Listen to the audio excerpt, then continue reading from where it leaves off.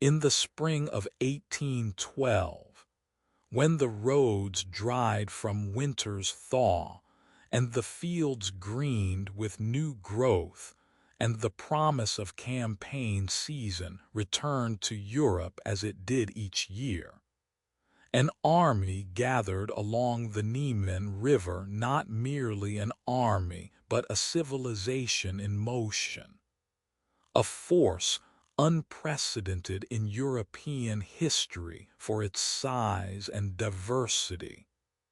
500,000 men drawn from across Napoleon's empire, and from allied states that owed him allegiance or feared his power.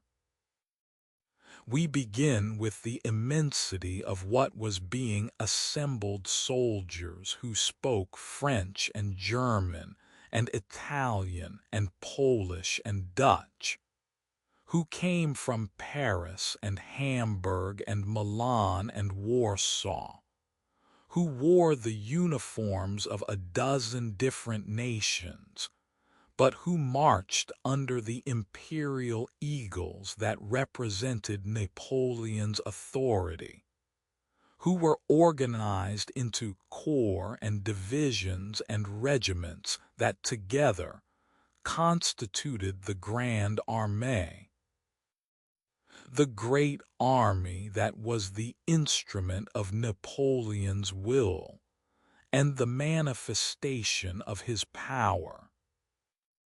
The gathering took months. The concentration of forces along Russia's border required logistical planning on scale never before attempted, required moving hundreds of thousands of men and their equipment and supplies across Europe, required coordinating movements so that forces would arrive when and where needed, required creating supply depots and organizing transport and establishing the infrastructure that would supposedly sustain the army during the campaign into Russia.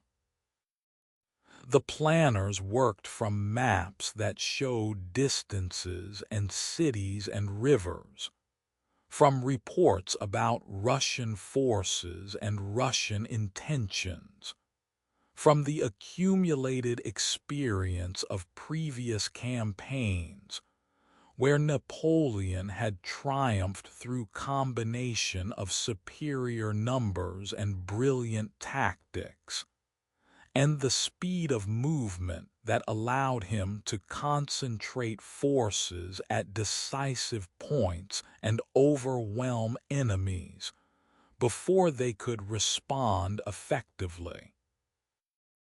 It is said that Napoleon believed this campaign would be like previous campaigns, that Russian army would be forced to stand and fight to defend Moscow or St. Petersburg, that decisive battle would be won through French tactical superiority, and Russian morale would break, and Tsar Alexander would negotiate peace that would confirm Napoleon's dominance and would secure eastern border of French Empire, allowing Napoleon to focus attention elsewhere, on Spain, where guerrilla war continued to drain French resources, or on other challenges to his authority. The campaign was expected to last several months, would begin in June when weather was favorable, would conclude before winter with treaty that would add Russia to list of nations that had been defeated and that had accepted Napoleon's primacy in European affairs. We descend now into what soldiers experienced as the army gathered the marches from garrisons across Europe toward the concentration areas. The growing understanding that this campaign would be different from previous ones, that the distances involved were greater than anything they had experienced before, that Russia was larger and less developed than the countries where previous campaigns had been fought. The mixture of confidence born from years of victories and anxiety born from uncertainty about what Russia would be like, about whether supply system would function at such distances, about whether the campaign that seemed straightforward in planning would prove manageable in execution. The veterans who had fought in previous campaigns tried to prepare newer soldiers for what campaign life entailed: the long marches, the improvised camps, the necessity of foraging when supplies were inadequate, the dangers beyond combat, including disease and accident and exhaustion, the skills required for surviving conditions that peacetime life did not prepare anyone for. The army that gathered was spectacle: hundreds of thousands of men in formation, cavalry units with thousands of horses, artillery trains with hundreds of guns, supply wagons stretching for miles, the physical manifestation of French military power, the visible evidence of what Napoleon had built over decades of wars, the force that was supposed to be invincible because it had never been truly defeated, because it carried the momentum of victory after victory, because it embodied the revolutionary energy and the imperial organization that together had made France dominant power in Europe. Observers who watched the army pass described it in terms usually reserved for natural phenomena, compared it to rivers in flood, to migrations of ancient peoples, to forces of nature that could not be resisted, the hyperbole reflecting genuine awe at the scale of what was being assembled, and at the ambition that such assembly represented. Whispers tell us of the optimism that pervaded the army as invasion began, the belief that Moscow was achievable objective, that Russian forces would be defeated in battle, or would simply give way before French advance. That campaign would be concluded successfully before serious cold arrived, that veterans would have new victories to add to their records, and newer soldiers would prove themselves in combat that would be difficult but manageable.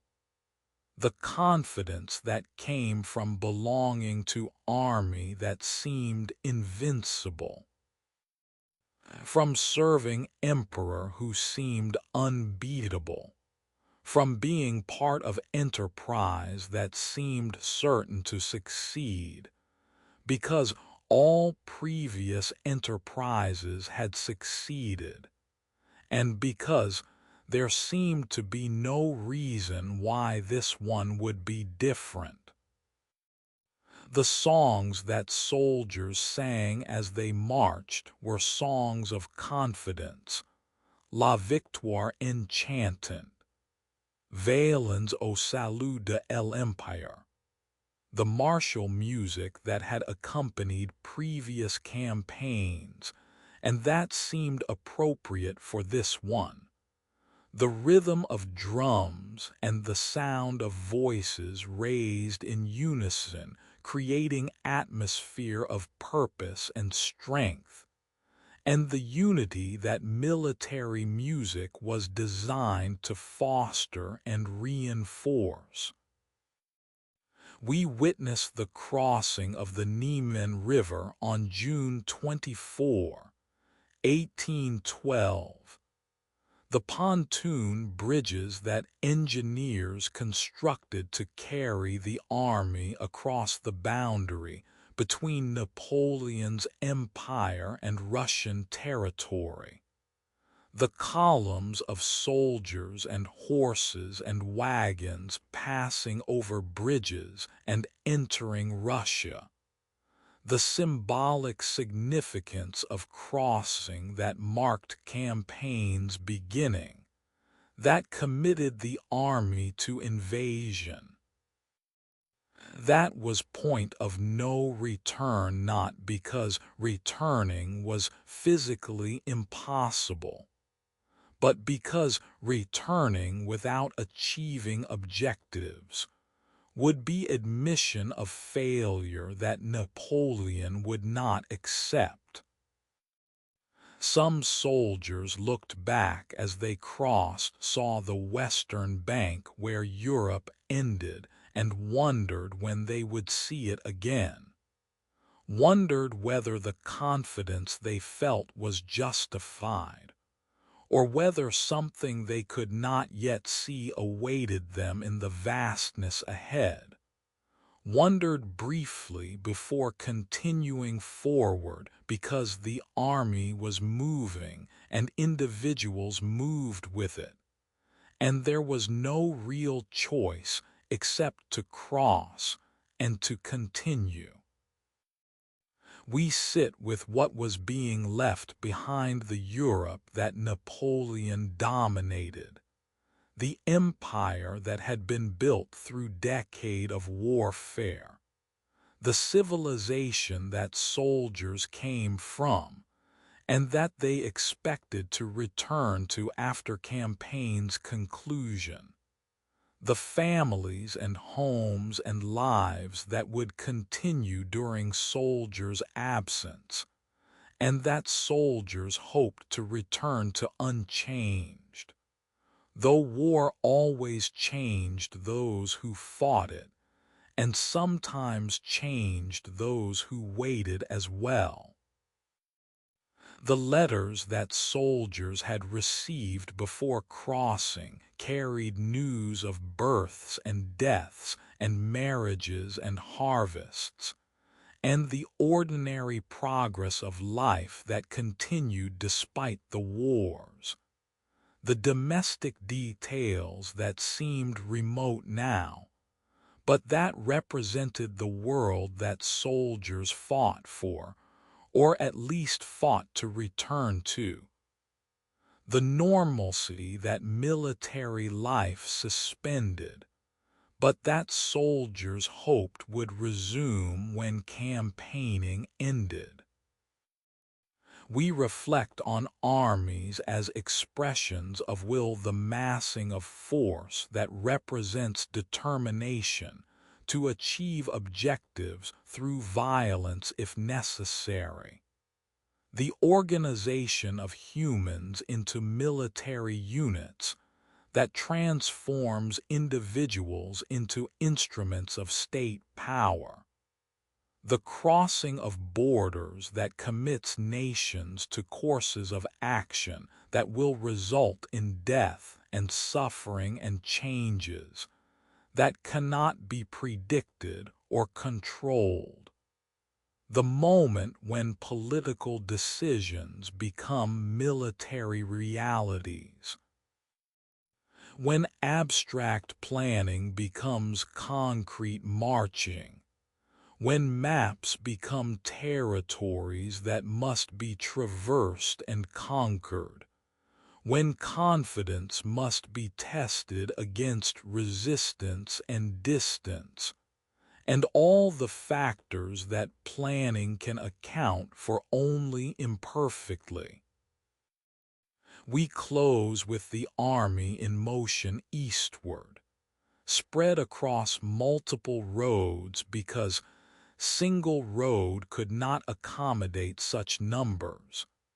The columns advancing into Russia with standards flying and drums beating, and the confidence of those who had never been truly defeated, marching toward Moscow that was marked on maps as destination, toward the campaign that would prove different from all previous campaigns, toward the winter that waited months ahead, toward the catastrophe that confidence blinded them to. The army moving forward while behind them the bridges remained for now but would eventually be taken down, while ahead the distances opened and the Russian army retreated before them and the strategy of space and time and winter began its work of destroying what seemed invincible. The army, the crossing, the confidence, the march toward winter's throne, forever advancing, forever believing, forever the moment before everything changed, before the distances revealed themselves, before the cold came, before the grand armée that crossed the Niemen ceased to exist in any form resembling what it had been. The army that marched toward winter's throne, forever confident, forever doomed, forever the beginning of the end, forever. In Napoleon's headquarters that traveled with the army, in the command tents where decisions were made and orders were issued, maps were spread across tables, careful cartographic representations created by French geographers and military surveyors, showing Russia's western territories with cities marked, and rivers traced and roads indicated, showing Moscow as point on map that could be reached through military movement, showing the distance from Niemen to Moscow as approximately 1,000 kilometers that army could cover in several months of marching, showing the terrain and the settlements and the features that armies needed to know about when planning campaigns and conducting operations. We begin with the map as tool of power, the representation of space that allowed commanders to visualize campaigns before executing them, to calculate distances and timings, to identify objectives and routes, to plan supply operations and coordinate movements. The map as essential instrument of modern warfare that transformed territory from unknown space into comprehensible information. That gave commanders confidence that they understood what they were undertaking and could control execution through planning based on accurate geographic knowledge. The maps showed cities Vilnius and Vitebsk and Smolensk and Moscow, marked with symbols indicating their size and importance, connected by roads that were drawn as lines, suggesting reliable routes for military movement. surrounded by territory that was shown as either populated agricultural land or as forest or as open steppe. The cartographic conventions creating impression of legible landscape, where armies could move according to plan, and where supplies could be obtained from countryside through requisition or purchase, and where Russian forces could be brought to battle at locations that French commanders would choose based on strategic considerations. The maps were based on best available information reports from diplomats and travelers who had visited Russia. Older maps created by Russian cartographers that had been obtained through various means.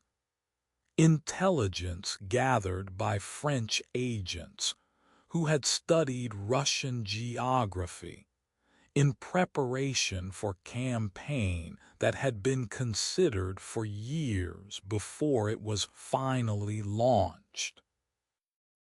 The cartography was as accurate as 18th century map making could achieve. The major features were correctly shown.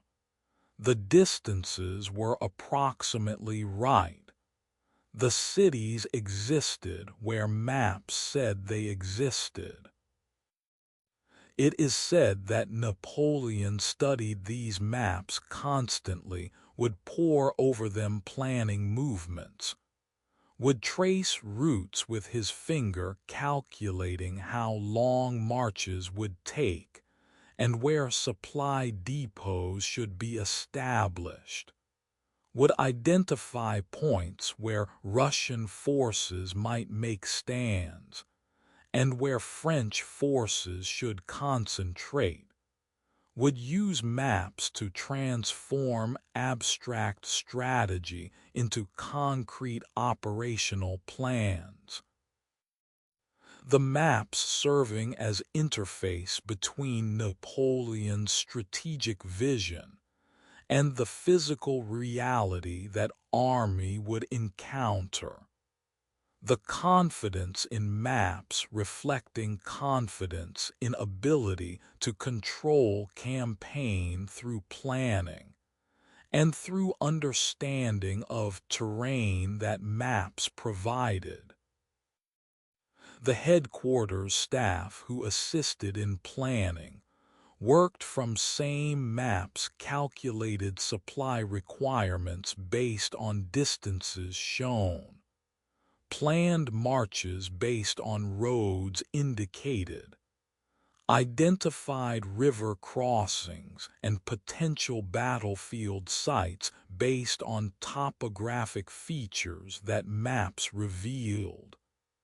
The entire apparatus of military planning depending on maps' accuracy, and on assumption that map represented reality adequately for planning purposes. We descend now into the gap between map and territory, the difference between what cartography showed and what soldiers actually encountered as they marched eastward into Russia. The roads that maps showed as reliable routes often proved to be little more than tracks through countryside, were unpaved paths that turned to mud in rain, and that produced dust clouds in dry weather, were inadequate for the volume of traffic that Grande Armée generated, were so poor that wagons broke down constantly, and that artillery movement was slowed to crawl, and that the smooth flow of supplies that planning had assumed proved impossible to achieve. The villages that maps showed as settlements where supplies could be obtained proved smaller and poorer than expected, were often just clusters of wooden houses with limited food stores, could not support passage of army corps numbering tens of thousands, were sometimes abandoned by inhabitants who fled before French arrival, taking portable possessions and destroying what could not be carried. The scorched earth policy that Russians would increasingly employ, making maps indications of inhabited territory meaningless, because inhabitants were gone, and structures were burned, and supplies were destroyed. The distances that maps showed as abstract measurements revealed themselves as concrete suffering kilometers that could be traced with ruler on map, had to be walked by soldiers carrying equipment weighing 30 kilograms or more, had to be covered day after day in heat that reached oppressive levels during Russian summer, had to be traversed without adequate supplies because supply system could not keep pace with armies' advance. The physical reality of distance being fundamentally different from cartographic representation of distance. The soldier's experience of marching being determined not by what maps showed, but by condition of roads and availability of water and temperature and exhaustion that accumulated with each day's march, factors that maps could not capture, and that planning had inadequately accounted for. Whispers tell us of the realization that developed among commanders as campaign progressed, the understanding that maps had misled not through showing false information, but through failing to show crucial information, through representing Russia as more similar to Central Europe than it actually was, through suggesting that distances were manageable when those distances combined with poor infrastructure and hostile climate created challenges that exceeded what planning had prepared for. The empty spaces on maps, the areas between cities and rivers, where cartographers had simply left paper blank or had indicated generic territory, proved to contain the actual challenge, were where armies' strength was sapped not through combat, but through the grinding attrition of long marches through country that offered nothing, where soldiers died of exhaustion and disease and hunger without ever engaging enemy forces, where the vastness that maps could show, but could not make commanders feel, revealed itself as weapon more effective than Russian armies. We witness the evolution of French strategy as maps' inadequacy became apparent, the recognition that Russian army was refusing to stand and fight decisive battle that Napoleon sought, that Russians were trading space for time, and were drawing Grande Armée deeper into territory where supply lines grew longer, and where army grew weaker. that the strategy of rapid movement and decisive battle that had worked in previous campaigns was not working here because Russians were not cooperating, were not following the script that French planning had assumed they would follow, were using Russia's geography against invaders in ways that European opponents had not been able to do because they lacked Russia's vast territory to trade for French exhaustion.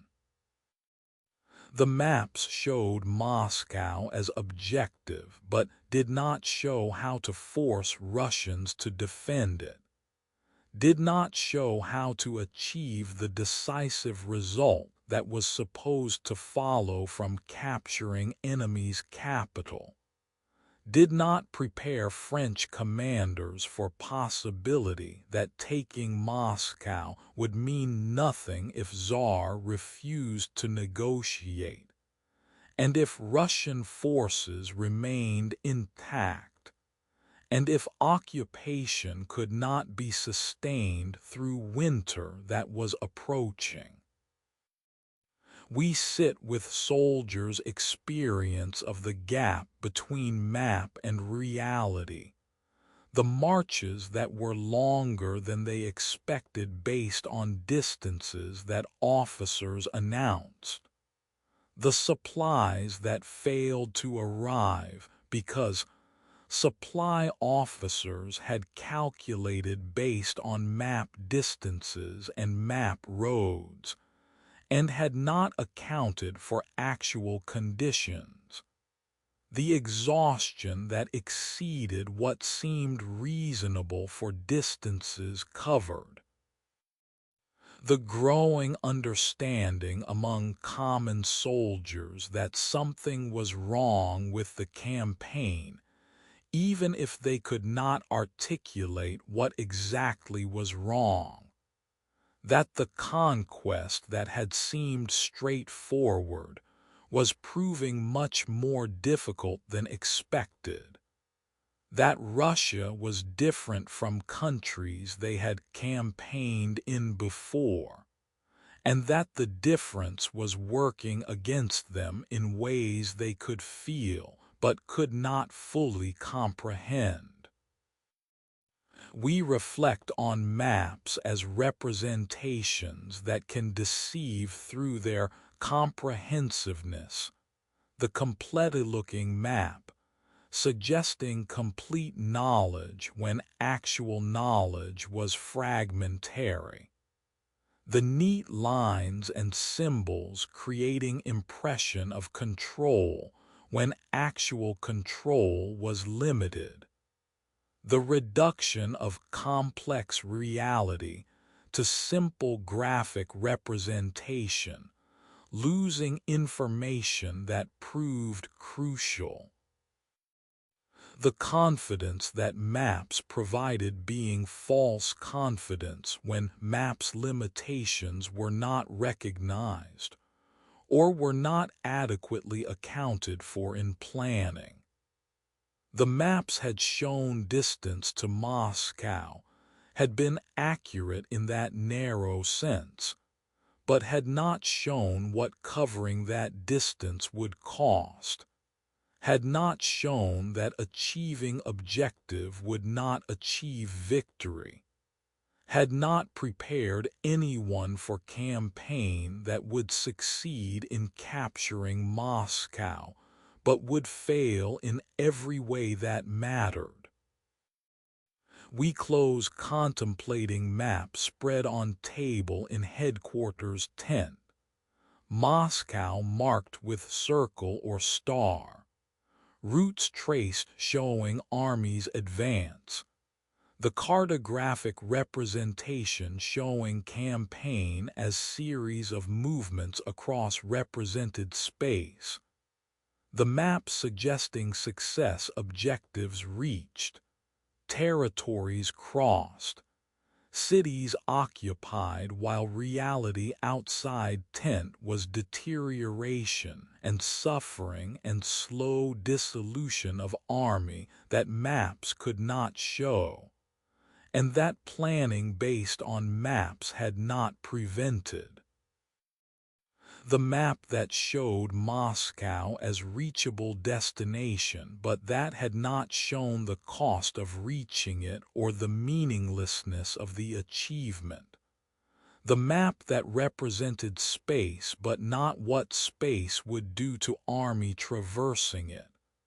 The map that was accurate in details but wrong in what it promised, that led army forward but could not lead it back.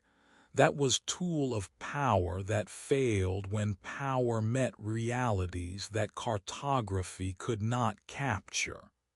The map, the distances shown, the distances experienced, forever different. Forever the gap between representation and reality. Forever the map that showed Moscow but not the distance between. Forever. In September 1812, after 3 months of advancing through Russian territory, after fighting several battles that had been tactically successful but strategically inconclusive, after covering the 1,000 kilometers that separated the Niemen River from Moscow, the Grand Armée finally entered the city that had been campaign's objective from the beginning, the ancient capital of Russia, the city of golden domes and historic significance. The place where Napoleon had expected to dictate terms of peace to Tsar Alexander, and to conclude campaign victoriously before winter arrived. We begin with the entry, the soldiers marching through streets that were strangely empty, the absence of the crowds that had greeted French armies in other captured cities, the silence that was unsettling after the noise of marching and campaigning, the realization that Moscow had been largely evacuated, that civilian population had fled, that the governor and officials had departed, that the city was abandoned shell rather than living capital.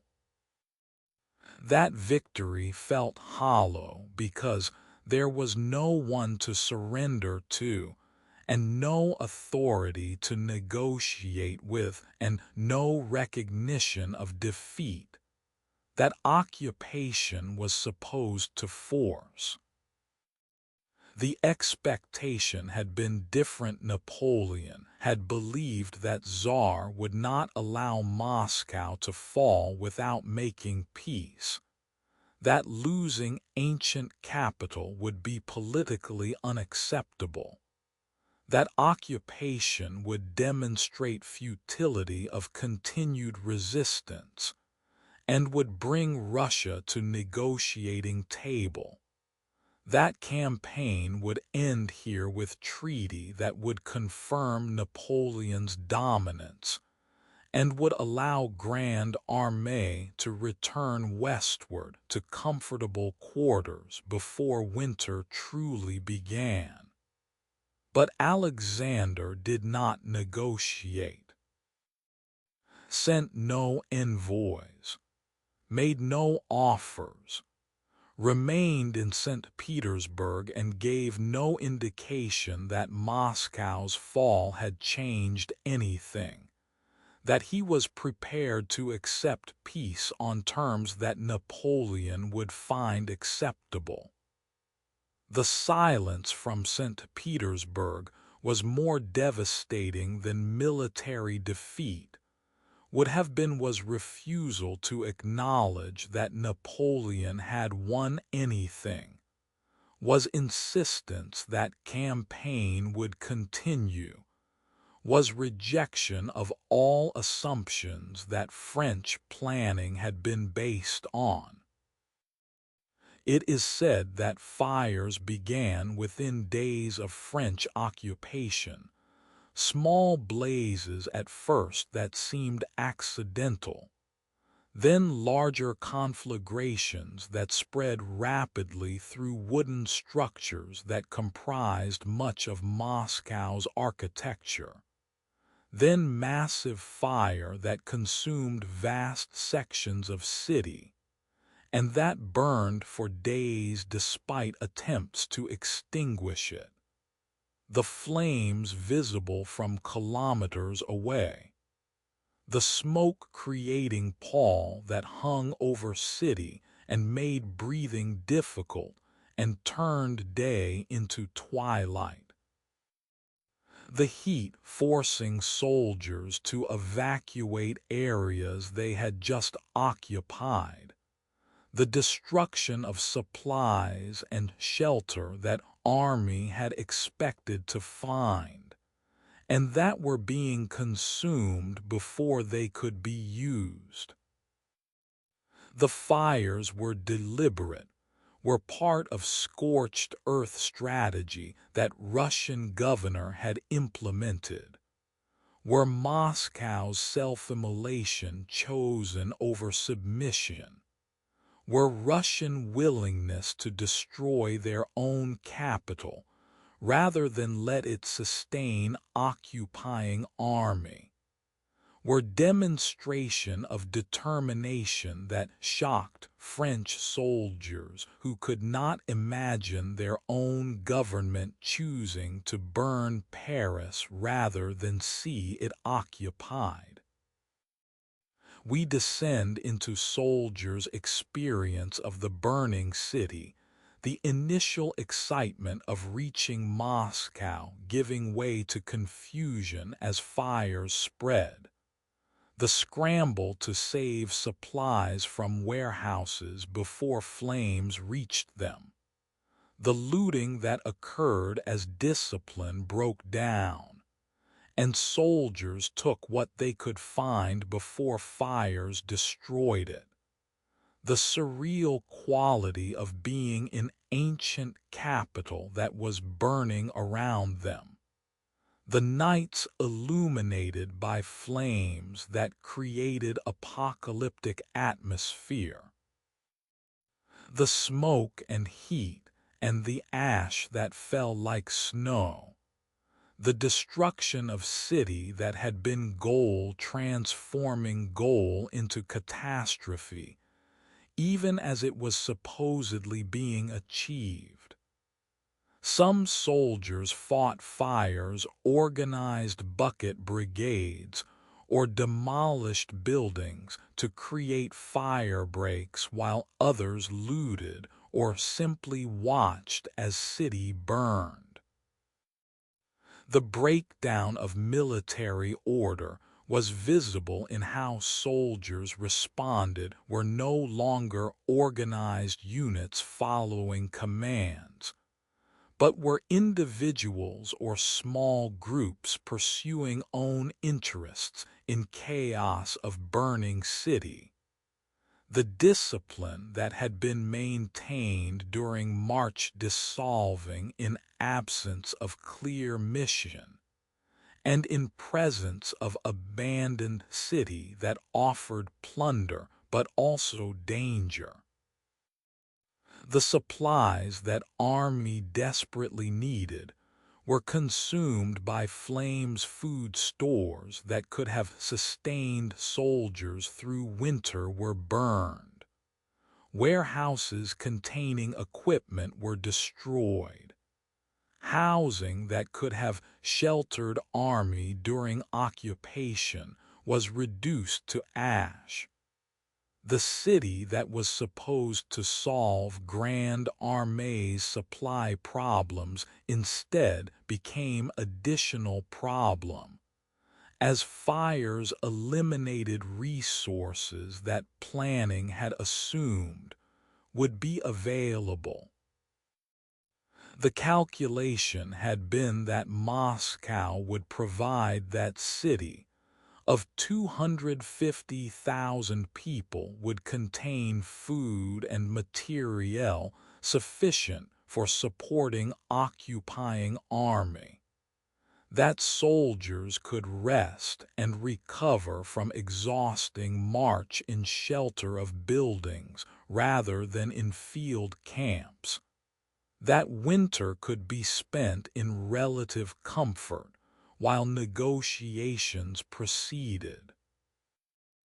The fires destroyed all these assumptions, left army occupying ruins rather than city, left soldiers without adequate shelter or supplies with winter approaching, left Napoleon without the leverage he had expected occupation to provide. Whispers tell us of Napoleon's stay in Kremlin, the fortified complex at Moscow's center that survived fires, where Napoleon established headquarters and waited for message from Tsar that never came, where he spent weeks in denial about strategic situation, refusing to acknowledge that occupying Moscow meant nothing if Tsar refused to negotiate. That campaign had failed in its essential objective, even though army had captured city it had marched toward. The messages that Napoleon sent to Alexander went unanswered, or were answered with vague statements that indicated no willingness to make peace. The time past days became weeks. September became October while Napoleon delayed ordering retreat because retreat would be admission of failure, because occupying Moscow was supposed to be victory, and leaving Moscow without achieving peace would make it clear that occupation had accomplished nothing, that all the suffering of 3-month advance had been for nothing. That campaign would end not with treaty, but with humiliating withdrawal. We witnessed the growing desperation as October progressed. The soldiers understood that staying in Moscow through winter was impossible because supplies were inadequate. That retreat was becoming necessary, but that Napoleon was not ordering it, that each day of delay made eventual retreat more dangerous as weather worsened, and as time available for reaching friendly territory before deep winter decreased. The looting continued, soldiers taking whatever seemed valuable or useful, stripping city of anything portable. The discipline that had dissolved during occupation not being restored, because officers recognized that retreat was imminent, and that enforcing discipline seemed pointless when army's situation was becoming desperate. The mood shifted from initial relief at reaching Moscow to anxiety about leaving it, from victory to recognition that victory had been illusion, from confidence to fear about what retreat through devastated countryside in approaching winter would entail. We sit with the psychological impact of cities burning. The message that Russian action sent was clear. We will accept destruction rather than submission. We value resistance more than preservation. We are willing to sacrifice everything rather than grant you victory. We recognize that time and winter and space are our allies, and that you have walked into trap from which extraction will be more difficult than you anticipated. The burning of Moscow was not desperation, was strategic choice that demonstrated Russian determination, and that shifted psychological balance by showing that French had not won anything by reaching Moscow, that occupation was burden rather than achievement. That city that had been represented as goal was actually death trap that army should have avoided rather than destination it should have sought. We reflect on cities as symbols that can be destroyed when preservation means defeat. The Russian understanding that Moscow's symbolic importance made it valuable. But that symbolic value could not trump strategic necessity. That losing city but maintaining resistance was better outcome than defending city, but losing army that could continue fighting. That cities can be rebuilt, but nations that submit to conquest are harder to restore.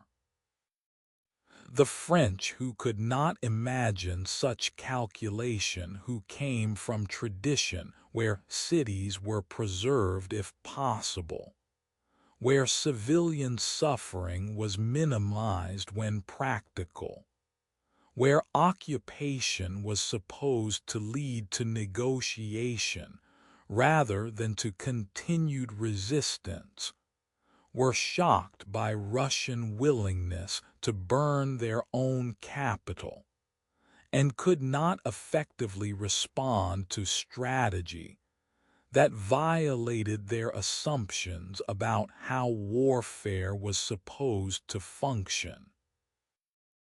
We close with Napoleon finally ordering retreat on October 19, after wasting 5 weeks waiting for negotiations that would never happen, leaving city that was mostly destroyed.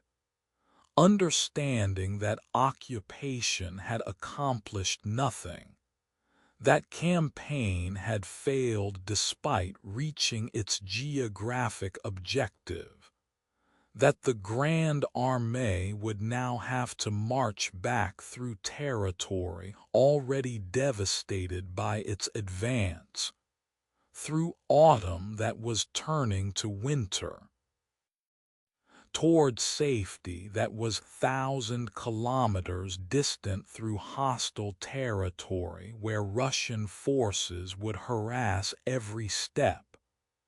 The burning city behind them was monument to Russian determination, and to French failure was testimony that goals achieved could still be defeats if goals proved meaningless, that occupying capitals did not guarantee winning wars, that strategy of destruction could defeat strategy of conquest.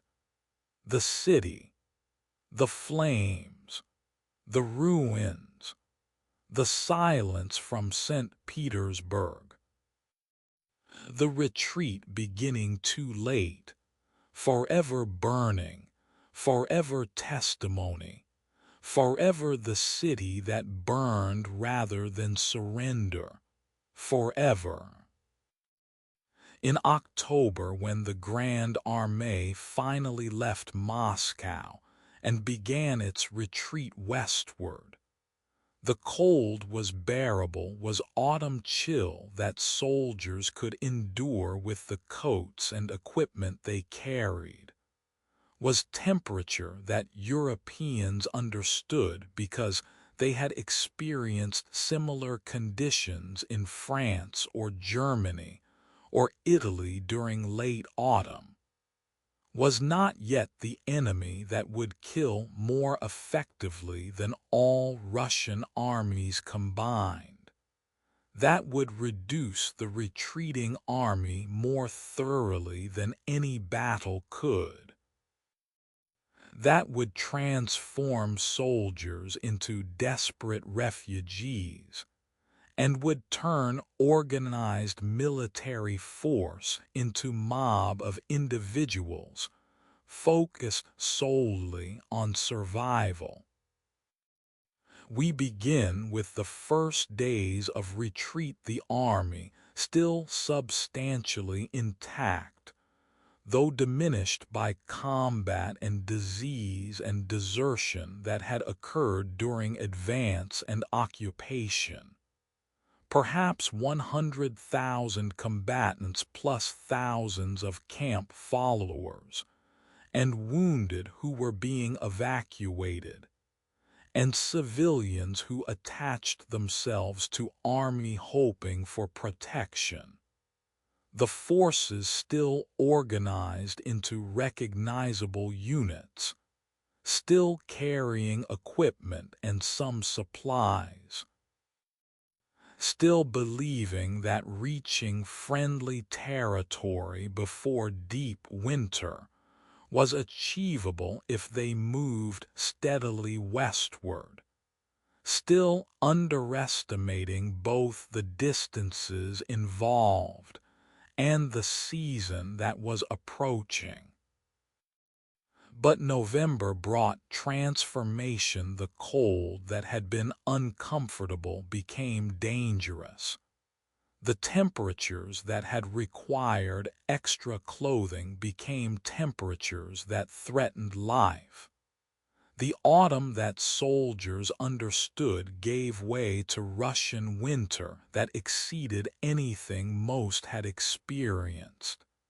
That was qualitatively different from European winters, that killed not through the gradual weakening that moderate cold causes, but through the acute danger that extreme cold creates, through the frostbite that blackened extremities within hours of exposure, through the hypothermia that made people confused and sleepy, and then dead, through the simple brutal fact that human bodies cannot maintain core temperature indefinitely when external temperature drops far below freezing, and when fuel in form of food is inadequate to power the metabolic furnaces that keep humans alive in extreme cold.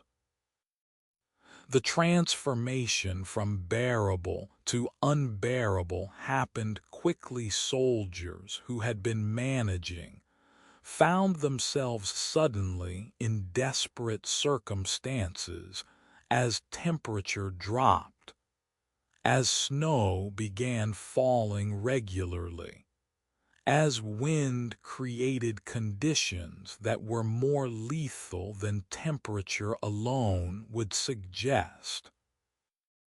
It is said that the cold killed in multiple ways: the immediate freezing of exposed skin, the slower development of frostbite in extremities that were inadequately protected, the hypothermia that developed in those whose clothing was insufficient or who were weakened by hunger or disease or exhaustion, the deaths during sleep when soldiers huddled for warmth but whose bodies could not generate enough heat to survive through night, and who were found frozen in mourning in positions they had assumed while resting.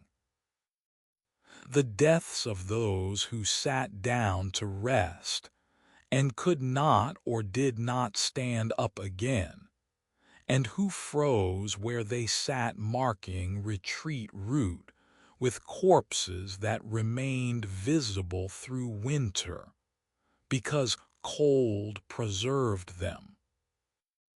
The overnight camps became sites of mass death. Soldiers would camp wherever darkness found them, would huddle in whatever shelter could be found or improvised, would try to sleep despite cold, and would wake to find comrades frozen beside them, or would themselves not wake because cold had killed during night.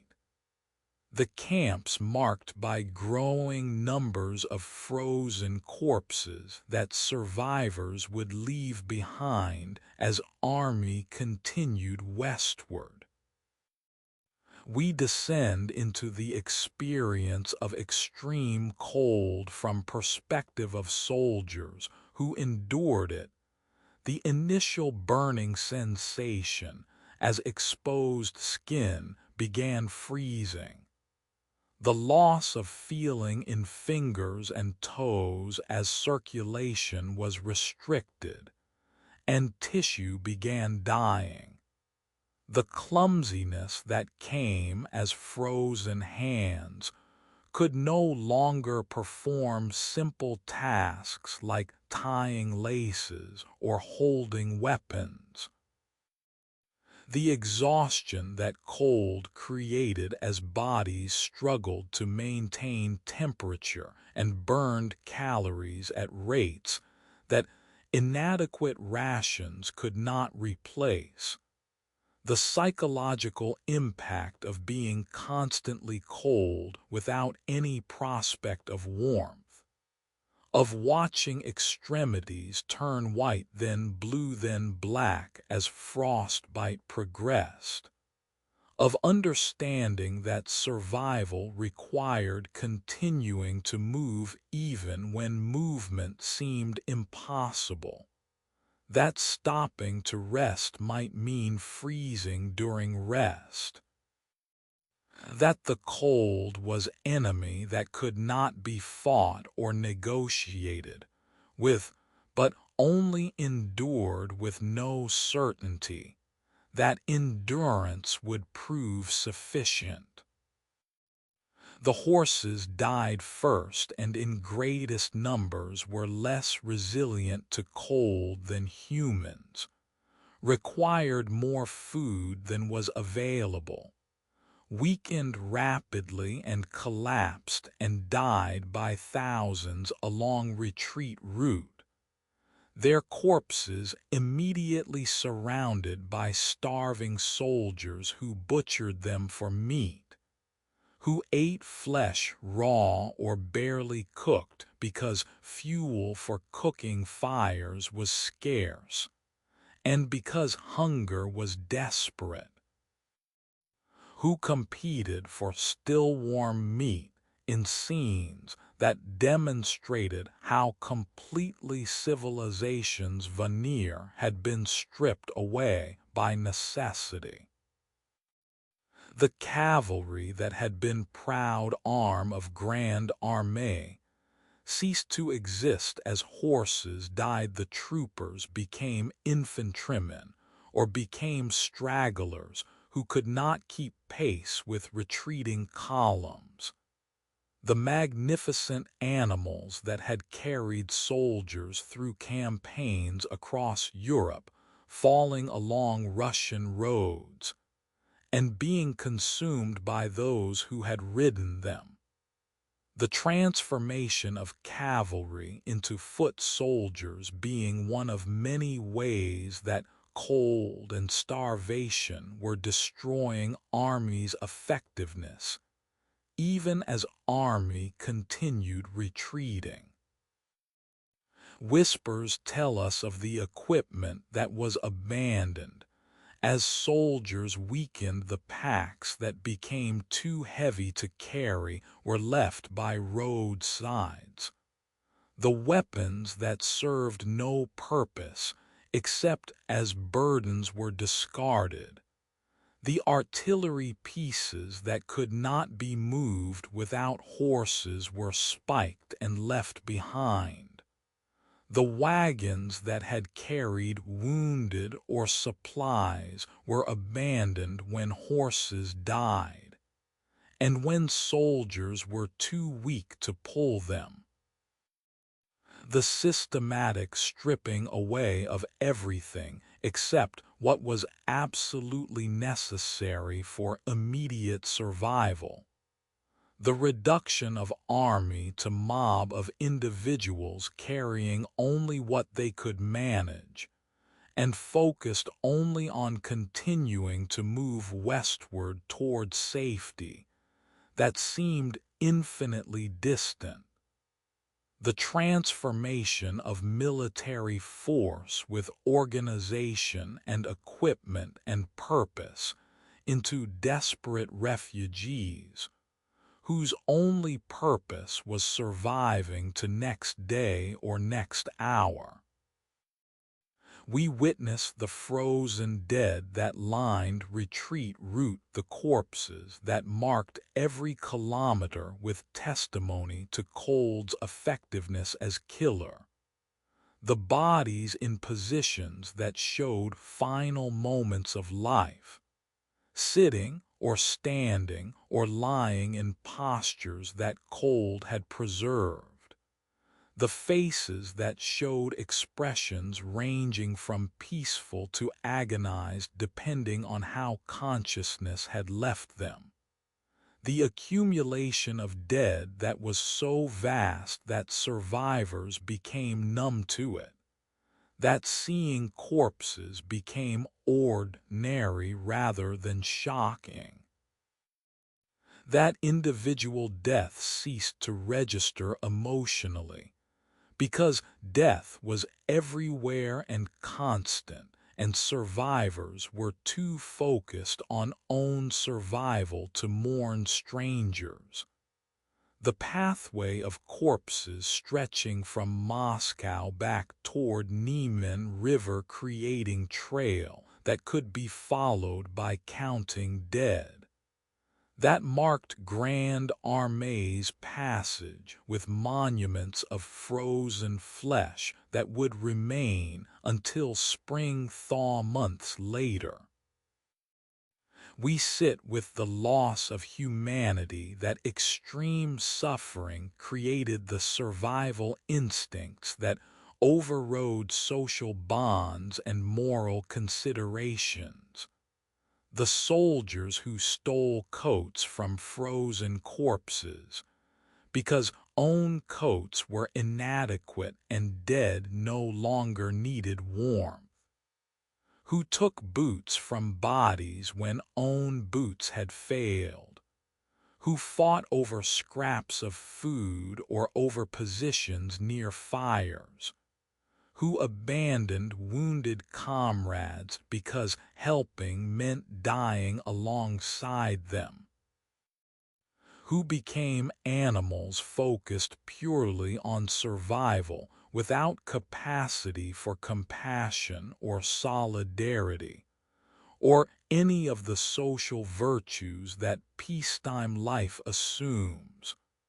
The moral collapse that accompanied physical collapse as conditions made maintaining civilized behavior impossible, and made survival require selfishness that shame might follow later, but that immediate circumstances demanded.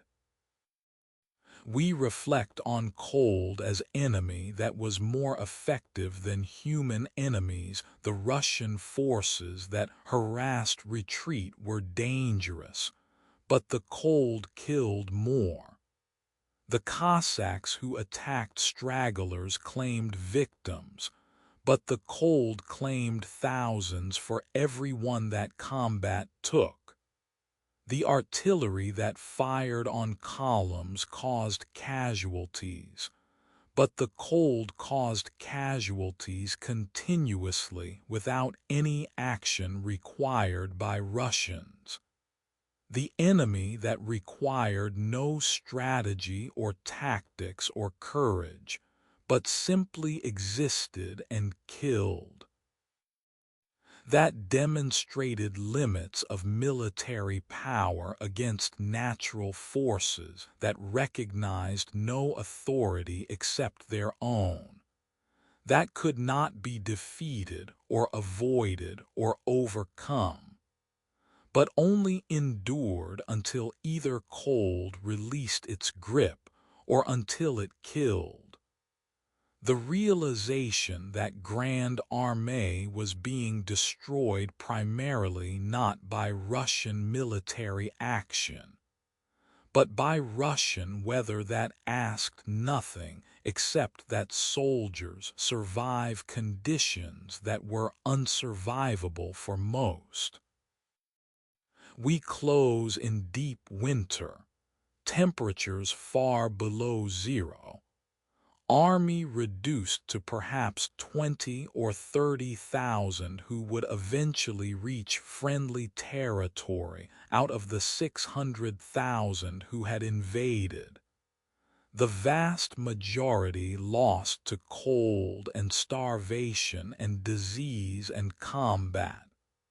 The frozen corpses marking every mile of retreat route as testimony to campaign that had marched eastward in summer confidence and returned westward in winter catastrophe, that had entered Russia as Grande Armée and left it as desperate remnant, that had challenged empire and been destroyed not primarily by Russian armies but by Russian winter that had no mercy and no limits and no interest in anything except killing through cold, that was implacable and inescapable and ultimately victorious.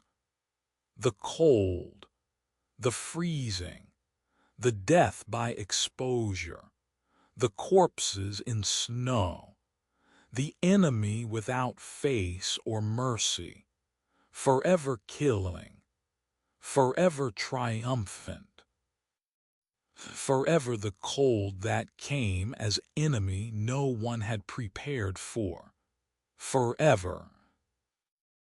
In late November 1812, as remnants of the Grande Armée retreated westward pursued by Russian forces and decimated by cold and starvation, and the diseases that flourished when humans were weakened and crowded, and without adequate shelter or food, they approached the Berezina River, the final major obstacle between army and relative safety of Polish territory, the barrier that had to be crossed to continue retreat, the place where army's fate would be determined, where engineering and desperation and sacrifice would combine to create crossing that would be remembered for horror it entailed,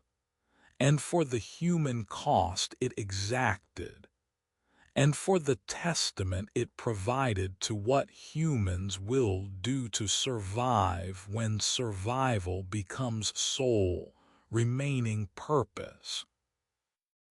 We begin with the situation as army reached river.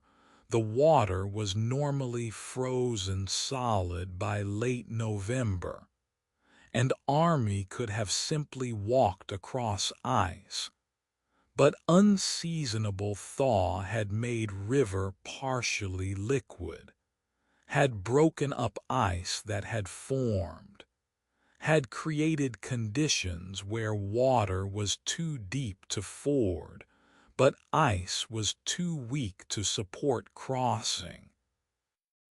where conventional passage was impossible, and where engineers would have to construct temporary bridges under fire, while thousands waited exposed to Russian artillery and cavalry, and to cold that killed continuously without regard for whether soldiers were moving or stationary or attempting to cross rivers. The engineers worked in conditions that would have been impossible, except that impossibility was not option stood in water that was near freezing temperature, driving pilings into river bottom, laying planks across supports, their bodies going numb from immersion, many dying from hypothermia while working, others drowning when they lost strength and coordination and slipped under surface, the bridges being built through sacrifice of those constructing them, created through human cost that was incalculable, but that was necessary because without bridges the army could not cross, and without crossing the army would be destroyed by pursuing Russians. The engineers, understanding that they were dying as they worked, but working anyway because bridges represented survival for thousands even if not for all, and because duty remained even when death was certain. It is said that 2 bridges were constructed, one for vehicles and artillery, one for infantry, both narrow, both temporary structures that were barely adequate for purpose, and that would not last long under the traffic that would use them, both becoming bottlenecks where tens of thousands tried to cross simultaneously, where crowding would cause collapses and deaths, where panic would transform organized crossing into stampede, where the discipline that had already eroded during retreat would dissolve completely as survival instinct overrode military order and social bonds. The approaches to bridges became scenes of chaos, soldiers and civilians and wagons and artillery trying to reach crossing points, the mass of humanity pressing forward, those at front unable to stop or slow because those behind were pushing, the density of crowd making individual movement impossible, people being carried forward by pressure of mass rather than walking under own power, the compression creating suffocation and crushing injuries even before bridges were reached. We descend now into the crossing itself, the thousands attempting to traverse narrow bridges simultaneously, the wooden planks that were slick with ice and that provided treacherous footing, the rails or ropes that served as handholds being insufficient to prevent falls, the soldiers and civilians who were pushed, or who slipped falling into freezing water where they drowned or died from hypothermia within minutes, the bodies accumulating in water and on ice creating obstacles that complicated crossing for those still attempting it, The crossing that should have been organized military operation becoming desperate scramble, where strong pushed aside weak, where helping others meant risking one's own survival, where the transformation from army to mob was complete and visible in how soldiers treated each other during crossing. The Russian artillery opened fire on bridges and on approaches, shells falling among crowds, causing casualties directly through explosions and indirectly through panic that caused stampedes. The targeting of bridges being obvious tactic, but being no less effective for being obvious. The soldiers caught in open unable to take cover or to disperse being easy targets. The artillery fire making terrible situation catastrophic as crowds tried simultaneously to cross bridges and to avoid falling shells. The impossible choices between rushing forward into danger of falling from bridges or staying still and being hit by artillery, between helping others and helping oneself, between maintaining any semblance of humanity or descending completely into animal survival behavior.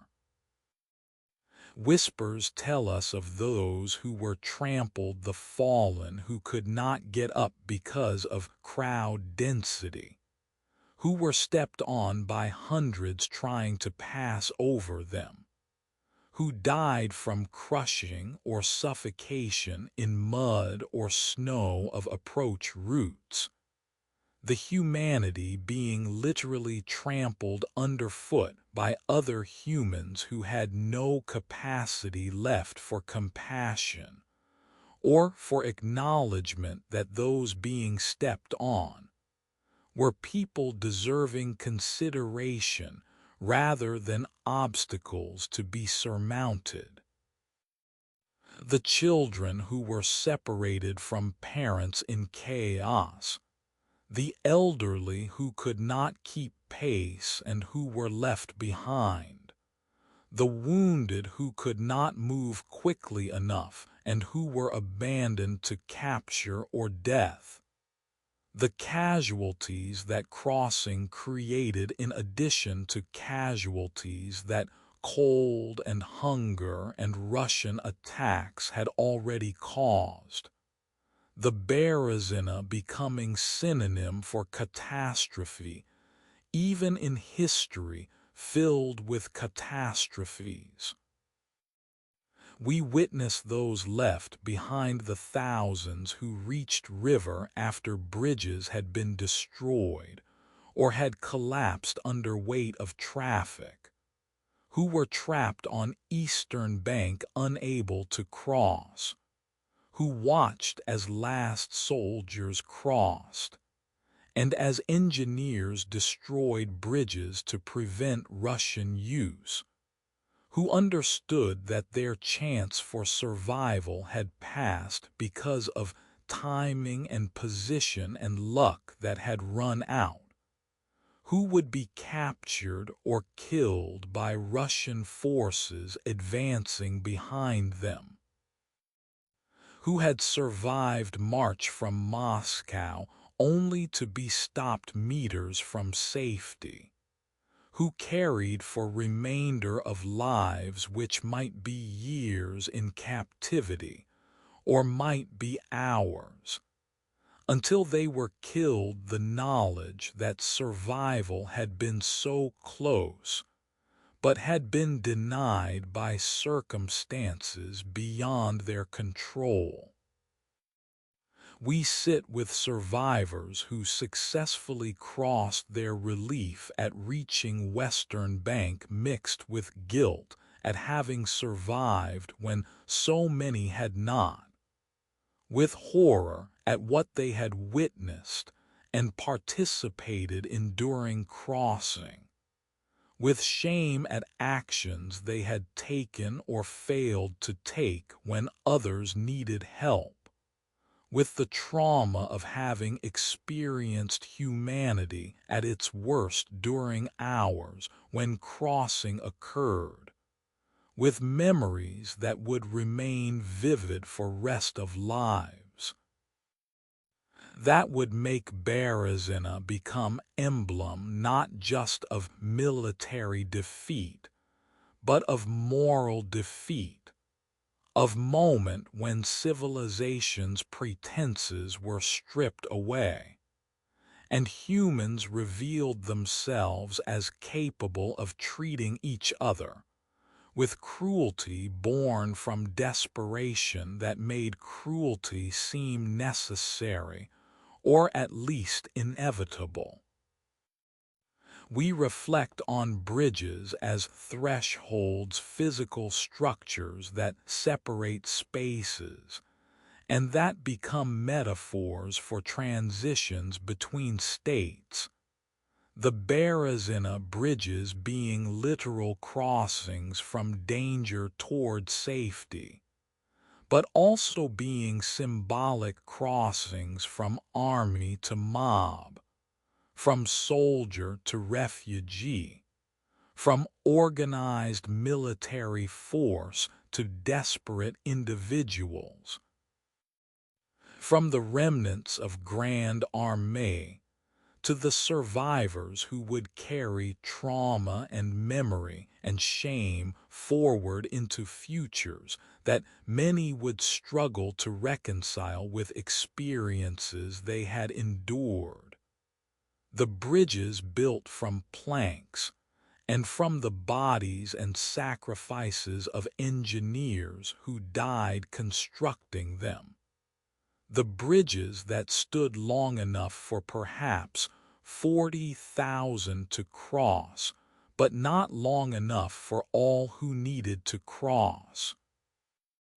The bridges that were destroyed behind those who passed, leaving others to fates that varied between captivity and death.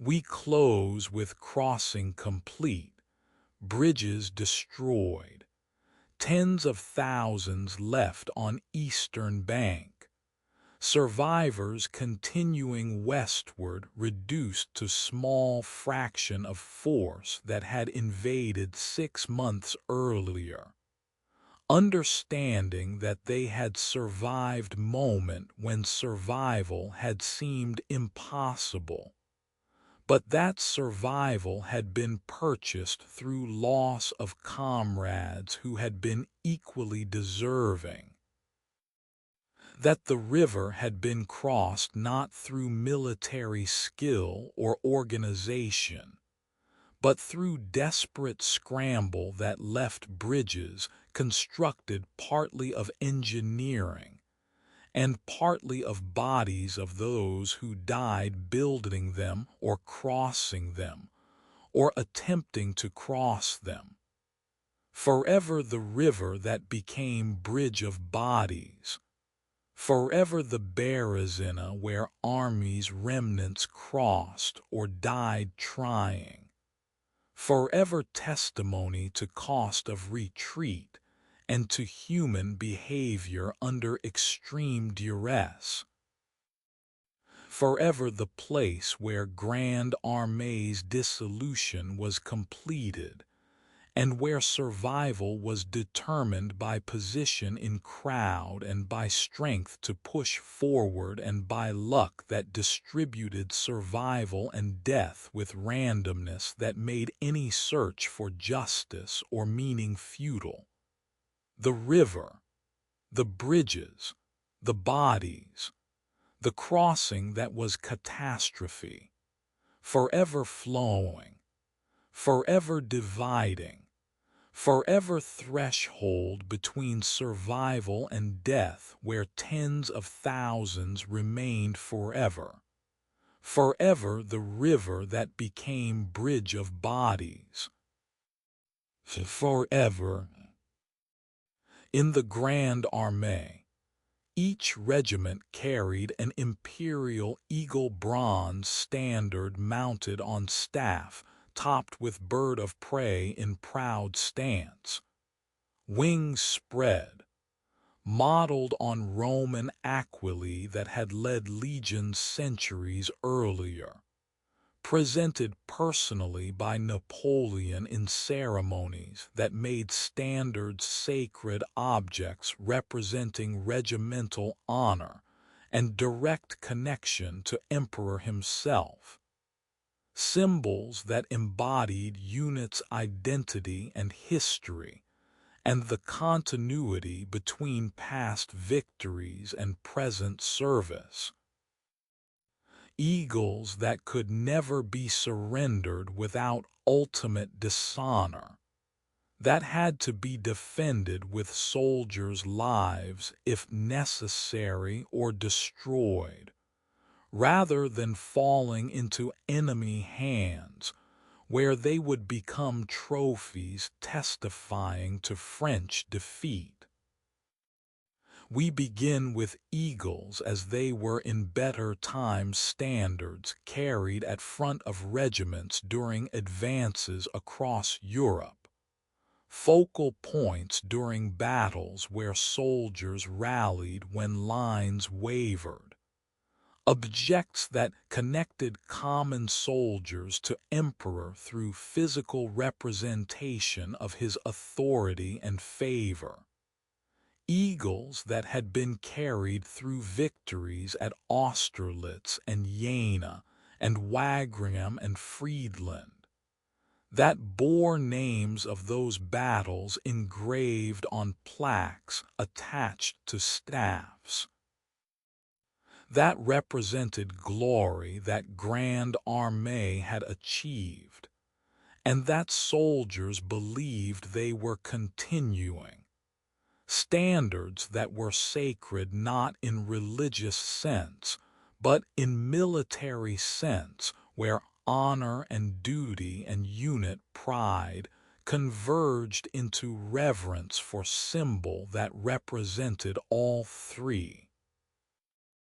The eagles were heavy bronze bird and staff together weighing perhaps 10 kilograms, substantial burden that was normally carried by specially designated officer or senior NCO, who was honored by the responsibility, who marched at specific position in regiment where eagle would be visible to all, where it could serve as rallying point and as symbol of unit's presence, the weight being acceptable when army was well-fed and strong, but becoming significant burden as soldiers weakened during retreat. As every kilogram that had to be carried became ordeal, as equipment and supplies were being abandoned to reduce loads, the eagles being among few things that were not abandoned despite their weight, because of what they represented, and because of dishonor that abandoning them would entail. It is said that during retreat, as regiments dissolved, and as organized units fragmented into small groups, or into individuals focused solely on survival, the question of what to do with eagles became urgent. The officers who were responsible for protecting standards faced choices that had no good options. Understood that continuing to carry eagles through retreat where capture was becoming likely meant risking that standards would be taken as trophies by Russians, who would display them as evidence of French defeat.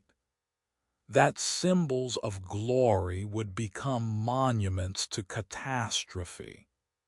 That eagles presented by Napoleon would be exhibited in St. Petersburg or Moscow or other Russian cities as testimony to Russian victory and French humiliation.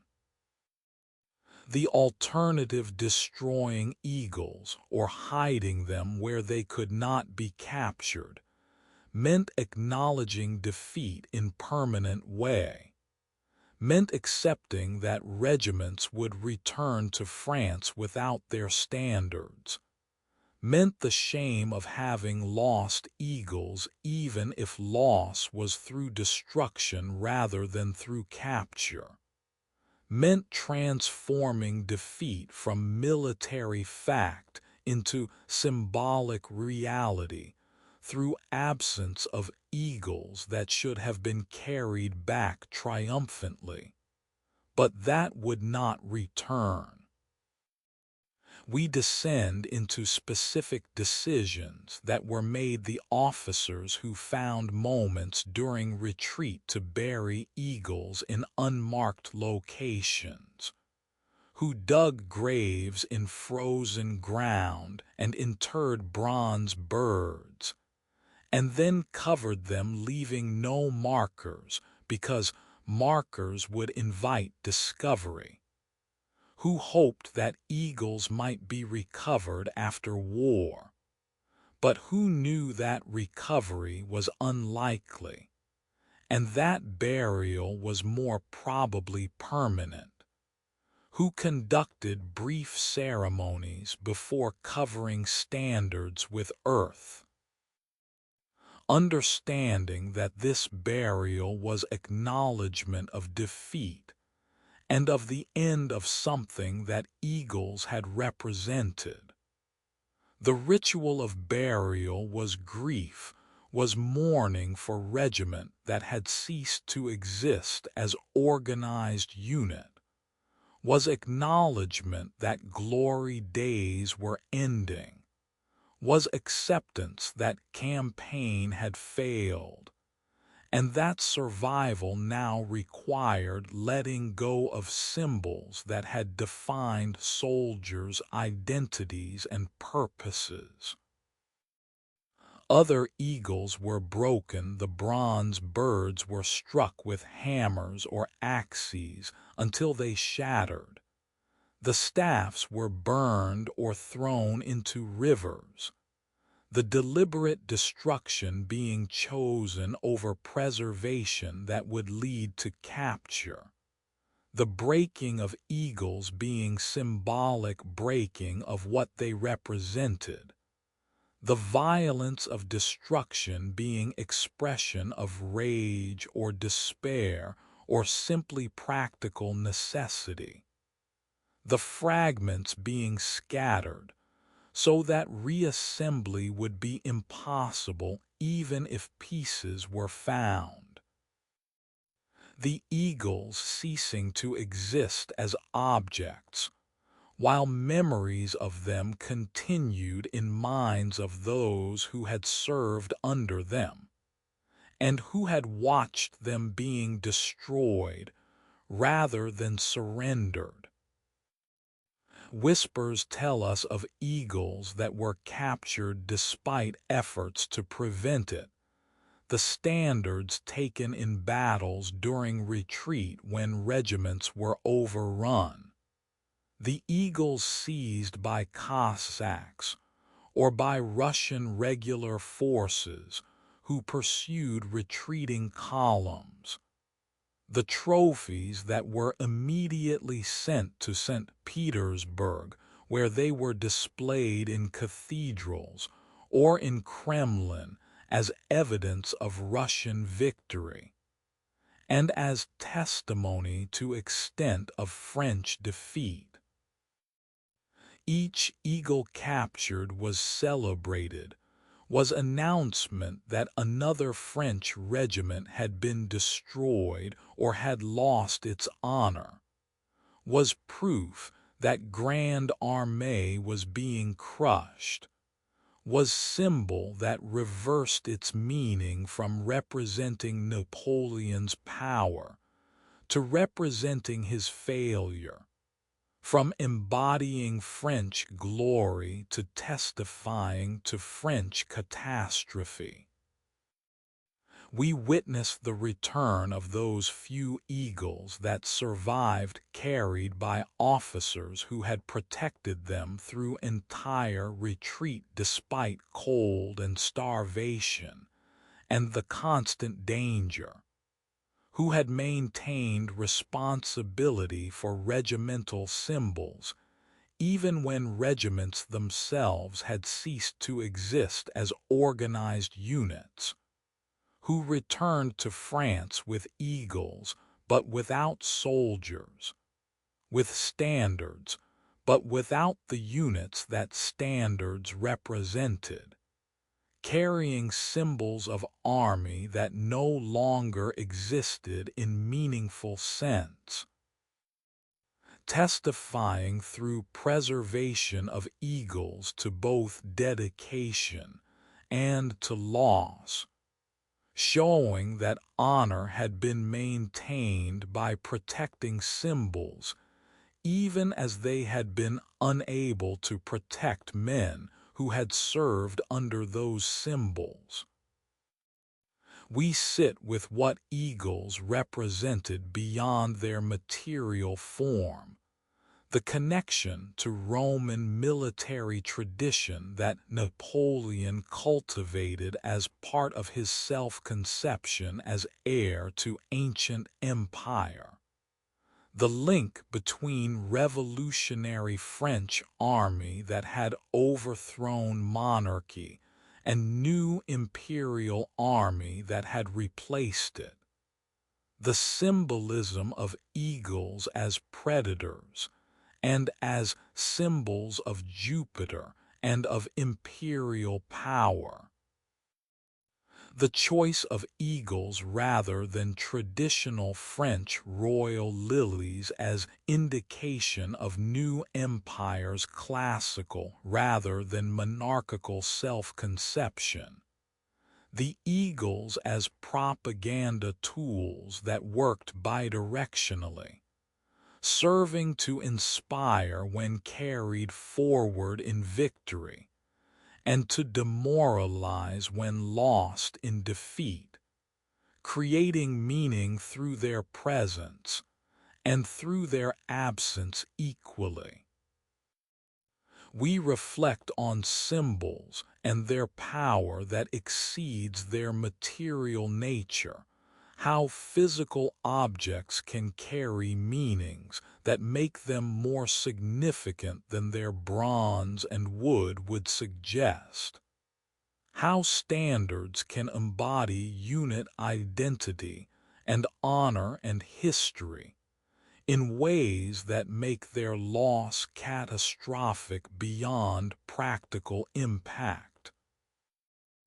How eagles buried or destroyed testified to ultimate defeat, in ways that accepting capture would have compounded by adding to military disaster, the symbolic disaster of standards being paraded as trophies in enemy capital.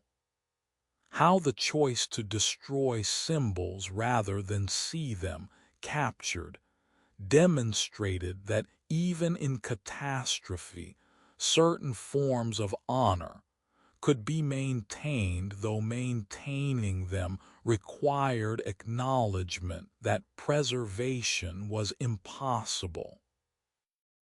The accounting of eagles after campaign was grim of approximately 200 eagles that had been carried into Russia.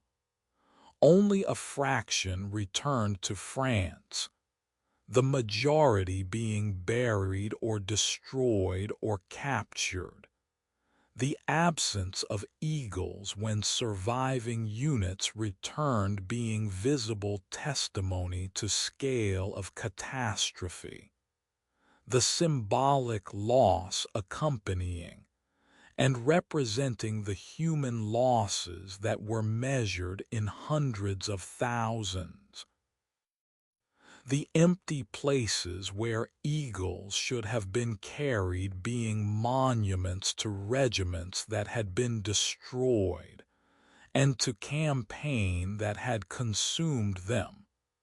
The eagles that did not return testifying silently, but eloquently to disaster that words struggled to adequately convey. We close imagining eagle being buried in frozen ground somewhere in Russia or Lithuania or Poland. Officer conducting brief ceremony before covering bronze bird with earth, perhaps saying words about honor and duty, and the regiment that no longer existed except in memories of those few who survived. Understanding that this burial was marking end of something that had seemed permanent. That eagle that had been carried forward in confident advance was being hidden in shameful retreat. That symbol of glory was being interred like corpse, that grand armée was dying, and that its death was marked by burial of eagles that had represented its power, and that now represented only loss. The eagles, the symbols, the burials, the honor maintained through destruction, the standards that could not return, forever buried, forever lost, forever testimony to campaign that began with eagles flying forward in sunlight and ended with eagles buried in frozen darkness, hidden rather than captured, destroyed rather than surrendered, testifying that even in catastrophe some forms of honor could be preserved, but that preservation required acknowledging defeat that eagles themselves had come to symbolize. Forever the eagles that were buried rather than captured. Forever.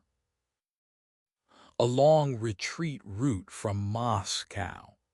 As spring thaw of 1813 melted snow and revealed extent of catastrophe that winter had hidden beneath white blanket, as temperatures rose and frozen ground softened and ice on rivers broke into flows, searchers found bodies, thousands upon thousands of them, frozen in positions they had assumed when cold or exhaustion or wounds finally stopped them, preserved by temperatures that had dropped below freezing and had remained there through winter months. Corpses that cold had mummified, that retained features and clothing, and the personal effects that soldiers had carried, including letters that had survived when soldiers who carried them had not, paper documents that winter had preserved along with the flesh that had sheltered them. We begin with these letters as windows into lives that ended, missives from home written months or years earlier, before campaign began, or during its early stages when soldiers could still send and receive mail, carried through campaigns and battles, and finally through doomed march into Russia and catastrophic retreat. letters that soldiers had kept close even when abandoning heavier possessions, that represented connections to families and homes and lives that had seemed increasingly remote and impossible to return to as campaign devolved into disaster. Letters that outlasted their carriers, and that became evidence of who these frozen corpses had been when they lived, what they hoped for, who mourned them in distant places that would learn of deaths months after deaths occurred. The letters varied in origin and content. Some were from wives describing domestic life in villages where soldiers had been farmers or craftsmen before conscription, expressing longing for husband's return and describing children's growth and seasonal work, and the ordinary progression of life that continued despite war. Wives who wrote not knowing whether letters reached husbands or whether husbands still lived. Writing anyway because writing maintained connection, and because hope required expression even when circumstances suggested hopelessness. Some letters were from parents offering advice and prayers and news of home regions. Parents who addressed sons with mixtures of pride and anxiety, who expressed confidence in sons' survival, while revealing through worried phrases the fear that survival was uncertain, who wrote about siblings and crops and local events in attempts to keep sons connected to places they came from and might return to if they survived. Some letters were from children, laboriously written messages from sons and daughters who had been taught to form letters and who wrote, "Dear Papa," and simple declarations of love or requests for return. Children who were growing up without fathers and who might barely remember men who received their letters, or who might never have met fathers who left before they were born or while they were infants. Children whose letters testified to relationships that existed more in hope than in experience. Connections maintained through writing because physical presence was impossible. Some letters were from sweethearts, young women who wrote to soldiers they hoped to marry, who imagined futures together, who expressed longing, and who made plans for weddings that would happen after war ended, relationships that were suspended by military service, but that both parties hoped to resume when soldier returned. It is said that finding these letters was discovering humanity. The frozen corpses that lined retreat routes were initially just bodies, were anonymous dead, whose numbers were counted but whose identities were unknown. But letters restored personhood to corpses, made them into individuals with names and families and histories, made clear that each frozen body represented network of relationships that would be shattered by death that had already occurred, but that families did not yet know about. that each corpse was center of circle of people, wife, children, parents, siblings, friends who would mourn when notification arrived, or who would spend years in uncertainty. If notification never came because records were lost or incomplete, we descend into what letters revealed about distance between soldiers' reality and families, understanding the requests from home for things that seemed trivial compared to circumstances soldiers faced.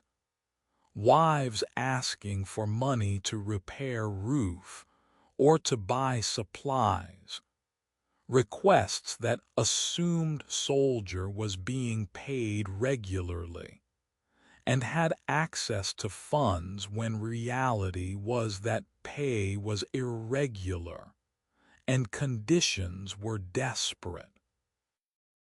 The discussions of ordinary problems, disputes with neighbors, concerns about children's behavior, questions about farm management that seemed absurd when read in context of frozen corpses and catastrophic retreat, that revealed how completely families failed to comprehend what soldiers were experiencing, how inadequate letters were as means of communicating reality of campaign to those who remained in peaceful villages far from war.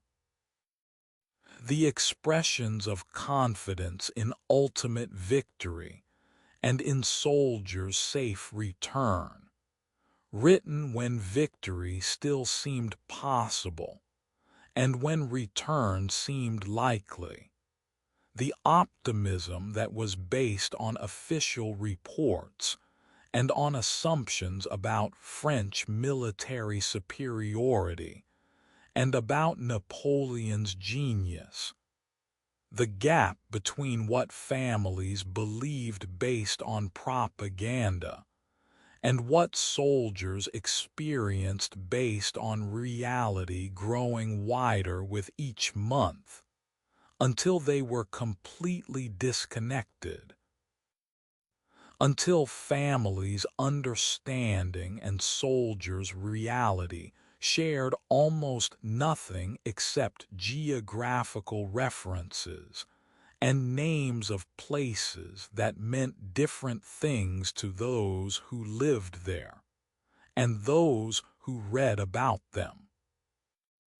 Whispers tell us of letters that soldiers had written, but never sent, drafts found in pockets or packs, final versions that had been completed, but never posted, letters describing retreat or expressing despair or saying farewell, letters that violated censorship by discussing casualties or conditions honestly, or by expressing doubt about campaign success. Letters that said what soldiers actually thought rather than what they were supposed to say in letters, that would be read by officers who enforced morale through controlling communication. The unsent letters were testimony to final thoughts that remained unexpressed, to words that soldiers wanted to say to families but could not or did not, to last messages that were composed but never delivered because death came before letters could be mailed, or because mail service had collapsed, or because soldiers understood that honesty would cause pain that they chose to avoid inflicting. We witness specific human stories that letters told, the soldier carrying letter from wife announcing birth of child he would never meet, letter that described infant's name and gender and health, and that expressed hope that father would return soon to meet son or daughter who had been born while father was away. The profound disconnection between life beginning at home and life ending in Russia, between child entering world and father leaving it, between hope represented by birth announcement and despair represented by corpse frozen in snow thousands of kilometers from home, where that child lived and would grow up fatherless. The soldier carrying multiple letters from sweetheart showing progression from confidence to anxiety to desperation. As months passed without response, letters that became more pleading and more worried and finally more angry as silence continued. Relationship dissolving through distance and through failure of communication, even before death made dissolution permanent. Letters testifying to how war destroyed relationships through separation and uncertainty, even when death did not immediately intervene. We sit with those who found letters, Russian soldiers searching dead for valuables, local peasants collecting what could be used or sold, French officers who were sent after thaw to identify casualties and collect effects that could be returned to families, all encountering letters that made corpses into people, that restored identity to bodies that cold had made anonymous, that testified that these were not just casualties in statistical sense, but were individuals connected to other individuals who would be devastated by losses they did not yet know about. The finders of letters faced choices whether to take letters and attempt to return them to families who were identifiable from addresses written on paper, whether such effort was practical or possible given distances and disruptions that war had created, whether families would want letters returned knowing that return meant confirmation of death, whether it was kinder to let letters remain with dead or to extract them and send them home as last communications and as evidence of how soldiers had died. We reflect on letters as proof of connection that persists even when death severs it, as testimony to relationships that continued in hearts of families even as soldiers who were other half of relationships died in circumstances families could never fully comprehend, as evidence of distance between what was experienced and what could be communicated, between reality of war and peaceful assumptions of those at home who could not imagine conditions that soldiers endured. The letters were attempts at bridging unbridgeable distance, paper and ink trying to maintain human connection across spaces that were measured in kilometers and in experience, trying to preserve relationships that physical separation and radically different circumstances were slowly eroding, trying to say things that mattered when language seemed inadequate to reality that needed expressing. We close contemplating letter found in pocket of frozen corpse, paper preserved by cold that had killed carrier, ink still legible months after death, words written by wife or parent or child still readable and still carrying meanings that sender intended, and that recipient had read perhaps dozens of times before cold stopped him. Letter that had been last connection to home, that had survived when soldier did not, that testified to love, that was real even when person loved was becoming frozen corpse in Russian snow. The letter would eventually perhaps be returned to sender with notification of death, or would remain lost with corpse, in either case becoming monument to connection that death ended, but that paper preserved at least temporarily, frozen words testifying to frozen lives, messages outlasting recipients, communications that arrived too late or not at all, but that testified nonetheless to bonds that war strained, and that death broke, but that letters documented as having existed, as having mattered, as having been real even when circumstances made them seem impossible to sustain. The letters, the frozen pockets, the words that survived, the connections testified to, forever preserved, forever testimony, forever threshold between life that was and death that is, between home that remembered and Russia that killed. Forever the letters found frozen in pockets of the dead. Forever.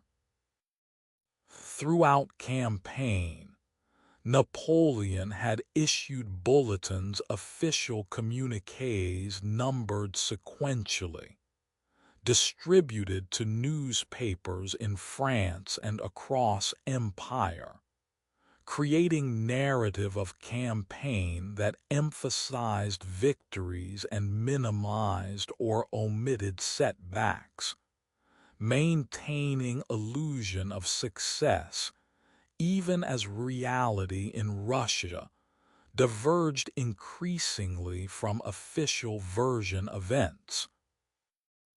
Bulletins serving as propaganda that shaped public understanding of war, that was actually being lost, even as bulletins claimed it was being won, or at least was proceeding according to plan. We begin with earlier bulletins that described advance into Russia, in triumphant terms the victories at Smolensk and Borodino, presented as decisive even though they were Pyrrhic. The capture of Moscow announced as achievement that would force Russian surrender. Bulletins that made campaign seem successful, and that suggested peace was imminent. That failed to mention scale of casualties or difficulty of supply, or gathering cold or Russian strategy of trading space for time. Bulletins that created false confidence in France, while reality in Russia was becoming catastrophic in ways that official communications did not acknowledge, and that censorship prevented alternative sources from revealing.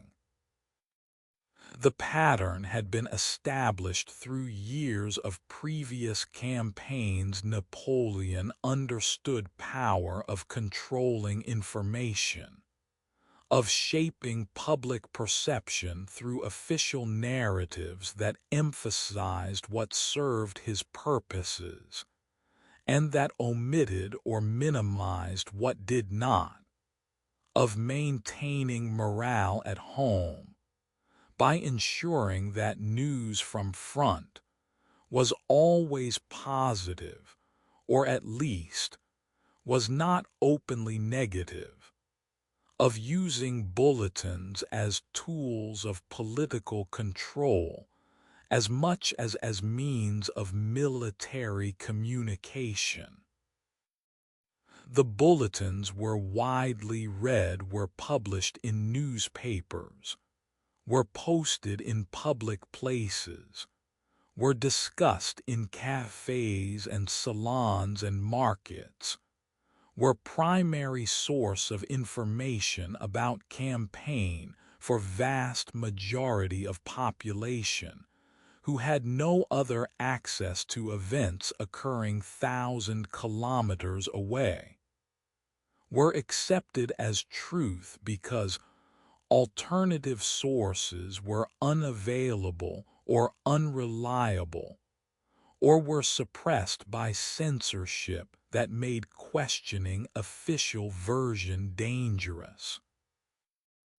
It is said that 29th Bulletin, issued in December 1812, as remnants of Grande Armée struggled back to friendly territory, broke the pattern established by previous bulletins, acknowledged that campaign had failed, admitted that army had been destroyed by winter, provided first official recognition that catastrophe had occurred. Bulletin that could not maintain illusions that previous bulletins had created because returning survivors would soon testify to truth, and because scale of disaster was too great to be hidden or minimized, or explained away through propaganda techniques that had worked when disasters were smaller, and when controlling information was easier. The bulletin was remarkable for its honesty, described cold in terms that approached accuracy, acknowledged that horses had died and equipment had been abandoned, and that army had dissolved into desperate mob, admitted losses that previous bulletins would have concealed, created through its candor a shock that was all the greater because it contrasted so completely with reassurances that previous communications had provided. We descend into impact of 29th Bulletin in France, and across empire the shock of learning that Grande Armée that had marched into Russia 600,000 strong had been reduced to perhaps 20,000 combat-effective soldiers, that hundreds of thousands were dead or captured or missing, that military force that had seemed invincible had been destroyed, that emperor who had seemed undefeatable had presided over catastrophe of scale, unprecedented in modern European warfare. Bulletin that transformed public perception and political calculations and understanding of what was possible, and what limits existed even on Napoleon's power. The initial response was disbelief. The claims seemed too extreme to be accurate, the losses too vast to be real, the contrast with previous bulletins too stark to be reconciled. Some assuming that bulletin exaggerated, or that it was somehow false, or that truth lay somewhere between what bulletin claimed and what people wanted to believe. But disbelief gave way to horror as returning survivors confirmed bulletin's accuracy. The soldiers who struggled back to friendly territory told stories that matched or exceeded bulletins' descriptions, described cold and starvation and death on scale that bulletin had actually understated, if anything, provided eyewitness testimony that made official acknowledgement of disaster undeniable, and that forced recognition that campaign had been catastrophic failure rather than temporary setback. That Grande Armée had been destroyed rather than merely defeated. That hundreds of thousands had died rather than merely suffered casualties that could be replaced through conscription. Whispers tell us of families waiting for news of individual soldiers. The bulletin provided aggregate numbers but not names, described catastrophe in general terms, but did not list who specifically had died or survived, created situation where every family with soldier in Russia waited desperately for information about whether their father or son or husband or brother was among survivors or among dead, where absence of information was agony, and where eventual confirmation often took months to arrive through official channels, or through letters from surviving comrades, or sometimes never arrived, leaving families in limbo of permanent uncertainty about fates of men who had marched away and never returned, and whose deaths were never officially confirmed. The villages across France and Germany and Italy and Poland compiled lists. The men who had marched away compared against men who returned. The accounting showing that entire cohorts were missing, that some villages had lost most or all men of military age, that communities had been devastated not just by individual losses, but by collective losses that removed generation of young men, that destroyed families and disrupted social structures, and created demographic catastrophes that would affect these communities for decades. Gaps in population that would be visible in censuses and in economic life and in social organization for generations after campaign ended. We witness political impact of Bulletin, the understanding among Napoleon's enemies that he was vulnerable in ways he had not been before, that Grande Armée that had enforced his will across Europe had been destroyed and could not be immediately replaced despite conscription. That coalition war against him was now winnable in ways it had not been when Grande Armée was intact and seemed invincible. 29th Bulletin serving as signal that sparked formation of new coalition and renewed resistance from powers that had been defeated previously, but that now saw opportunity. Bulletin transforming political landscape by revealing that emperor's power had limits, and that those limits had been reached in Russian winter, that Napoleon could be beaten, and that beating him required not matching him in tactical brilliance, but rather exhausting his resources through prolonged conflict.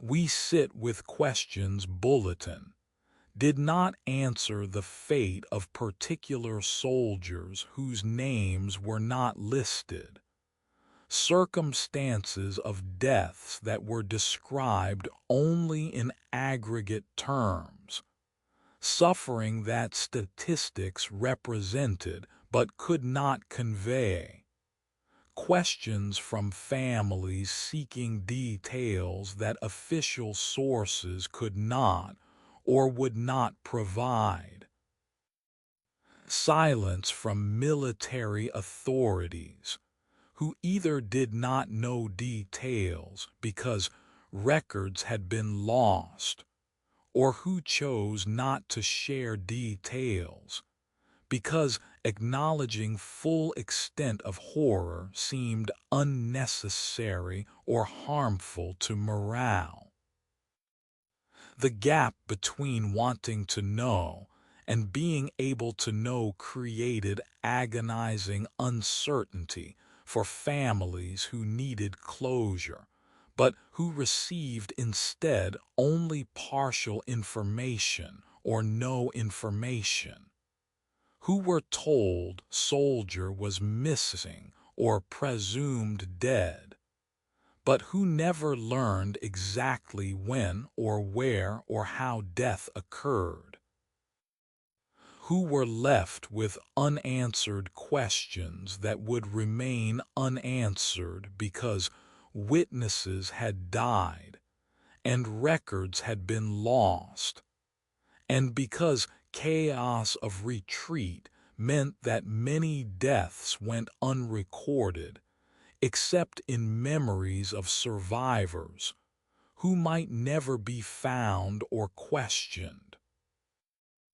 We reflect on bulletins as tools of power that create narratives about reality, that serve political purposes, the official versions that diverge from actual events, when divergence serves state interests, propaganda that maintains control through managing information and shaping perceptions.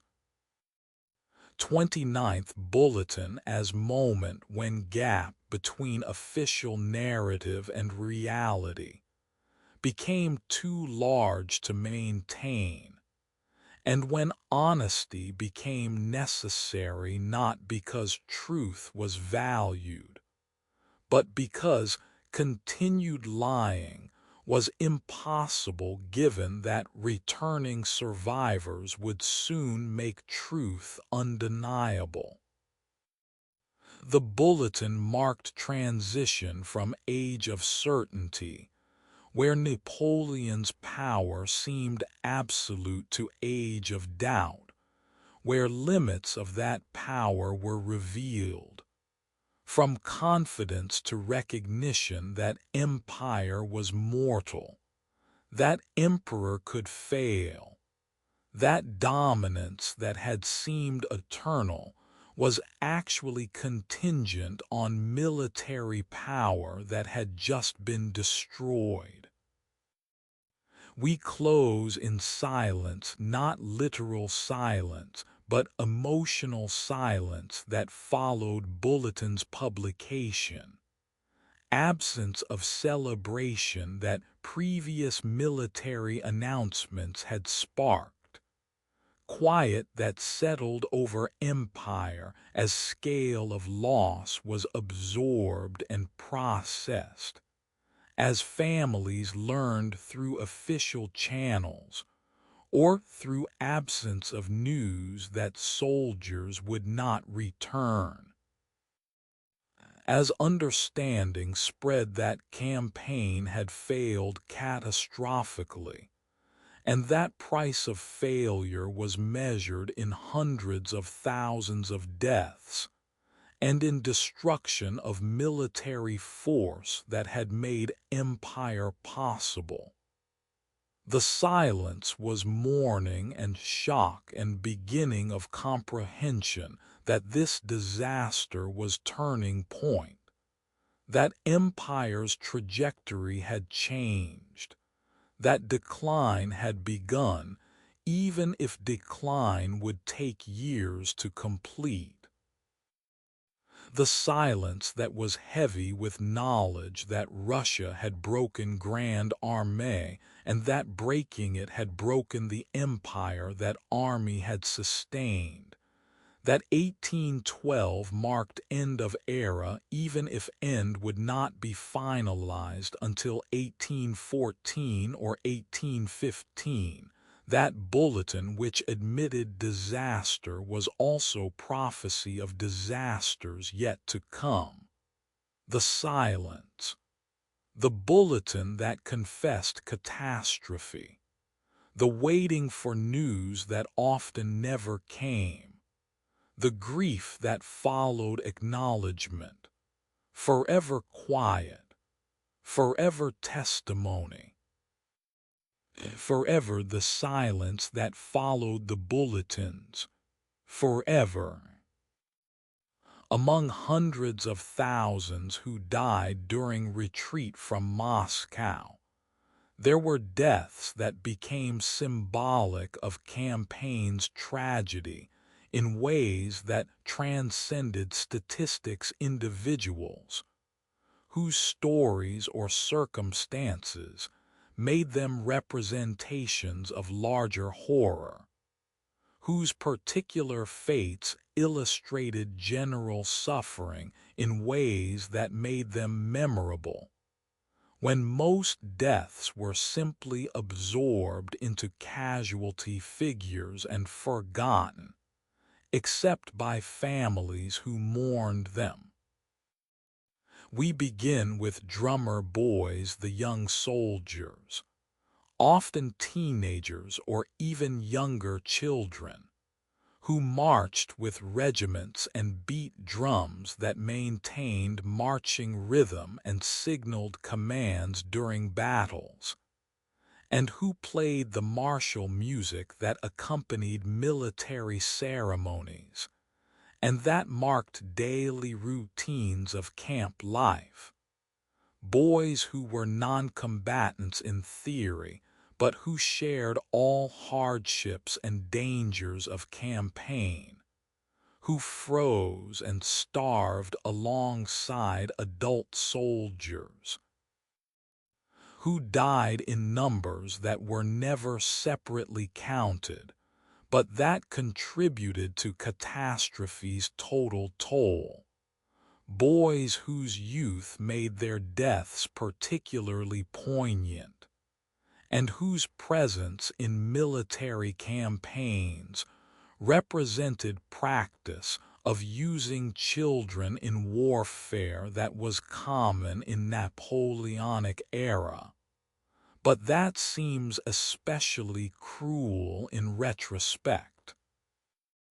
The drummer boys were recruited or volunteered often from military families, sons of soldiers who grew up in camps, and who learned military life from childhood.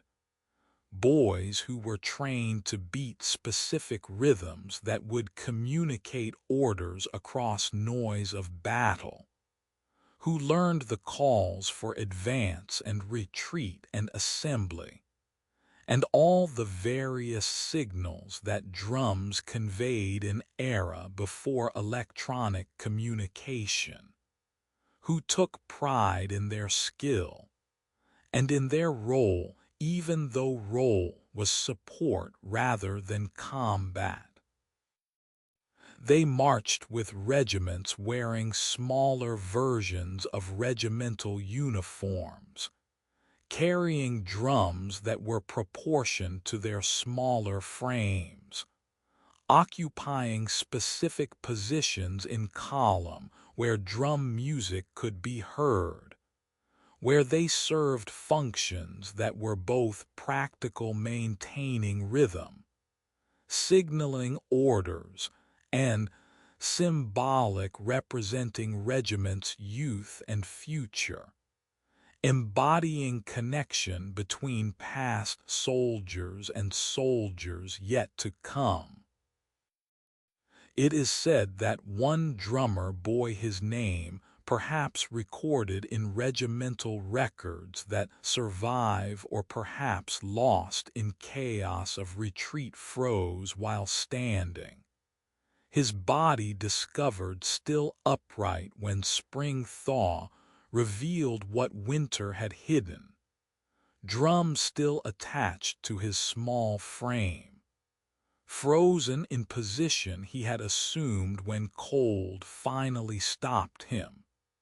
Image of drummer boy frozen, standing, becoming symbol of retreat's horror that was told and retold by survivors, and that entered collective memory of campaign, representing innocence destroyed and youth sacrificed and indiscriminate nature of cold that killed children as readily as it killed veterans without regard for age or experience or combat status.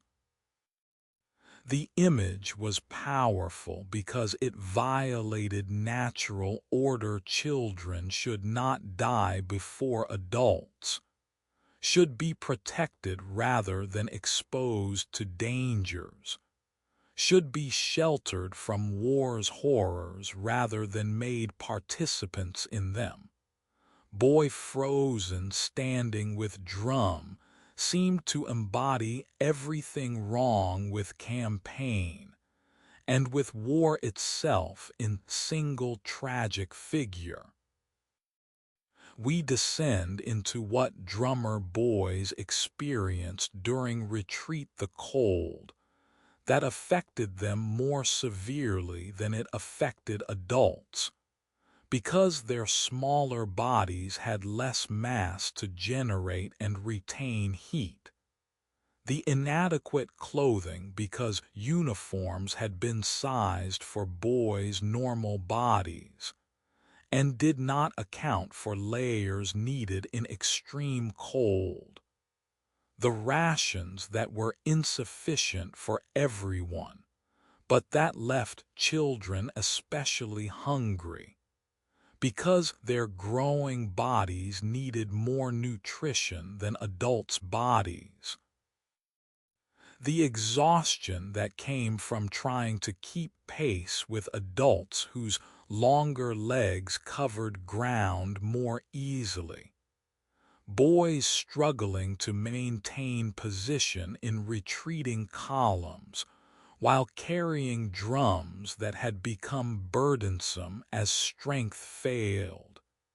Children dying in disproportionate numbers because they were more vulnerable to cold and hunger and disease than adults were. The particular horror of children dying in war was that it violated assumptions about how world should work, the natural order where old die before young, where adults protect children rather than leading them into danger, where innocence is preserved rather than subjected to horrors that would break adults, and that destroyed children even more completely. The drummer boys who died represented betrayal of obligations that adults owe to young, the responsibility to protect, to shelter, to allow childhood to be time of growth and learning rather than time of suffering and death. Obligations that military necessity overrode, that were sacrificed to needs of campaign that required drummers for signaling, and that took boys from families and sent them into Russia, where they would freeze alongside men who should have been protecting them. Whispers tell us of other children who died during retreat, the cantonniers' children, who traveled with army, sons and daughters of women who followed regiments providing services like laundry and food preparation, children who should have been home but who were with army because mothers were with army, boys and girls who froze or starved, or were killed during attacks on retreat columns. The sons of soldiers who had brought families on campaign in violation of regulations or with special permission.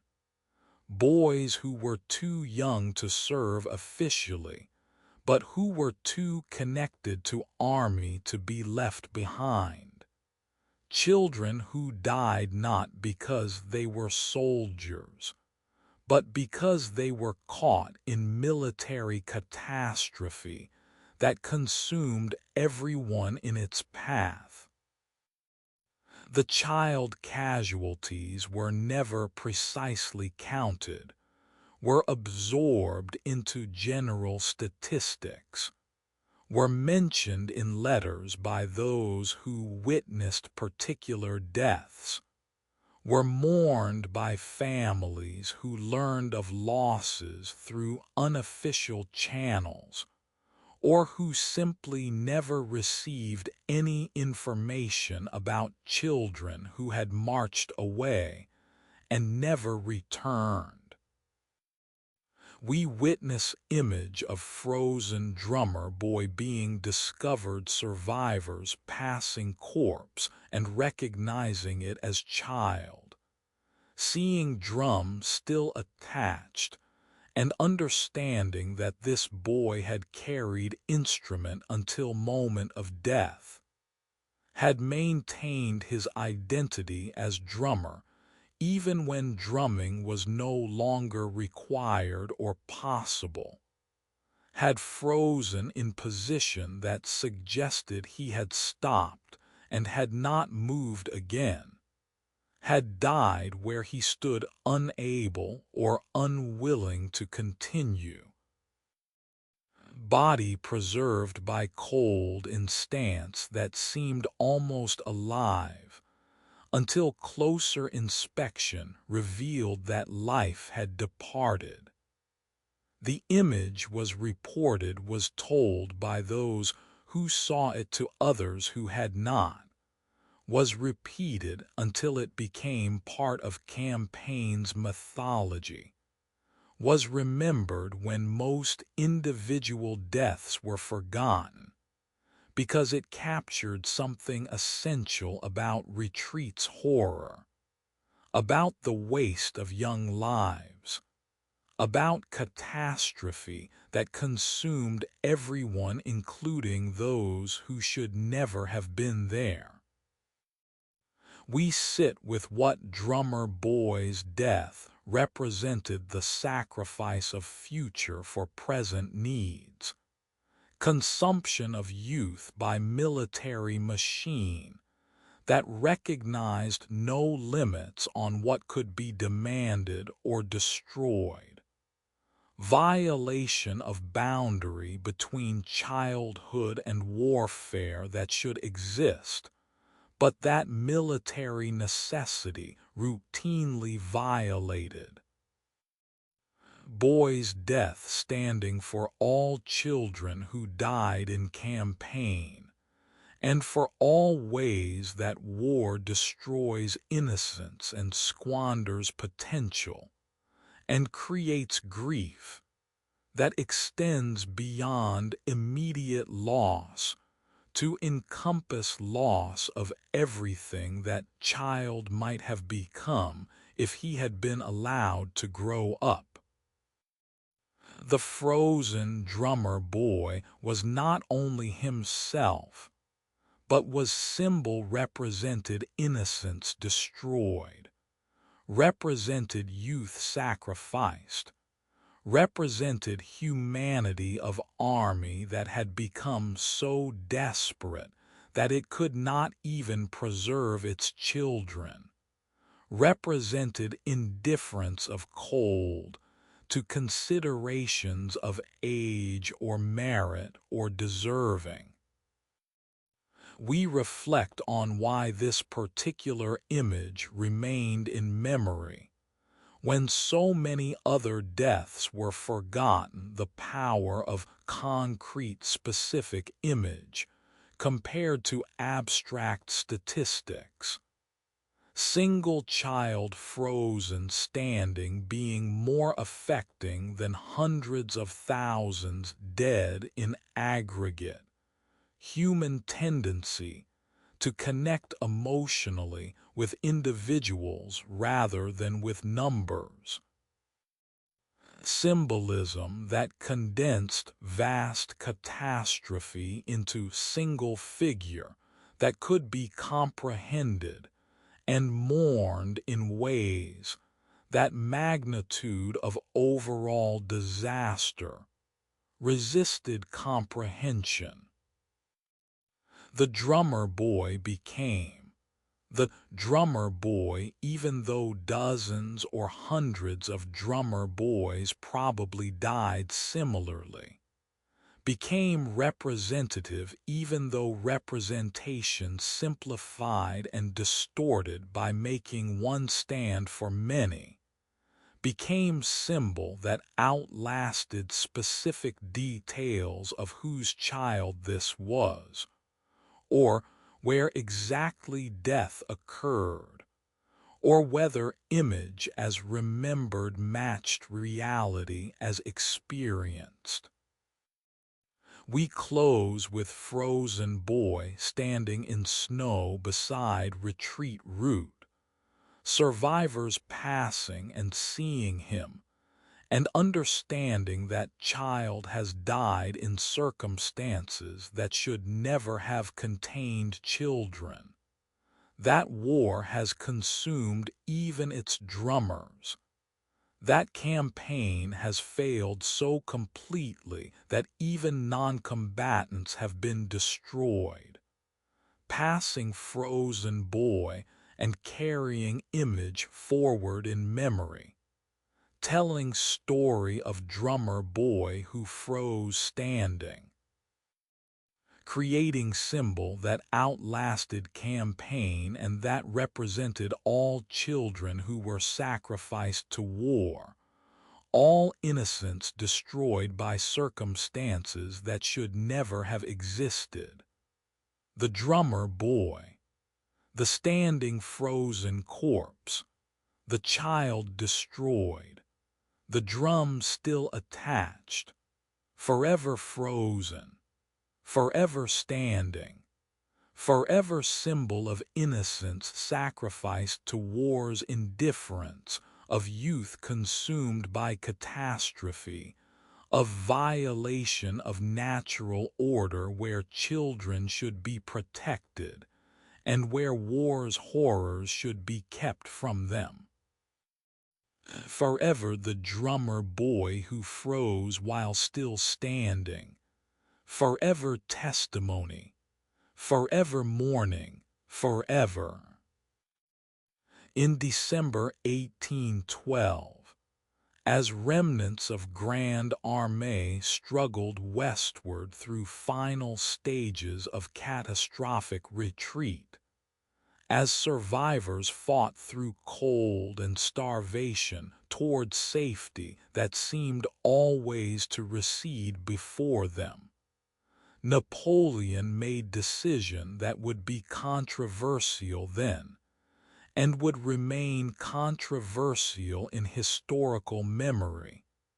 He abandoned army, left retreat under command of his Marshal Murat, and traveled rapidly by sleigh back to Paris, racing across winter landscape with small group of officers and aides, moving too fast for Cossacks to intercept, arriving in French capital weeks before armies scattered remnants, returning to empire that had learned of catastrophe through 29th Bulletin, but that had not yet seen physical evidence of disaster in form of returning survivors.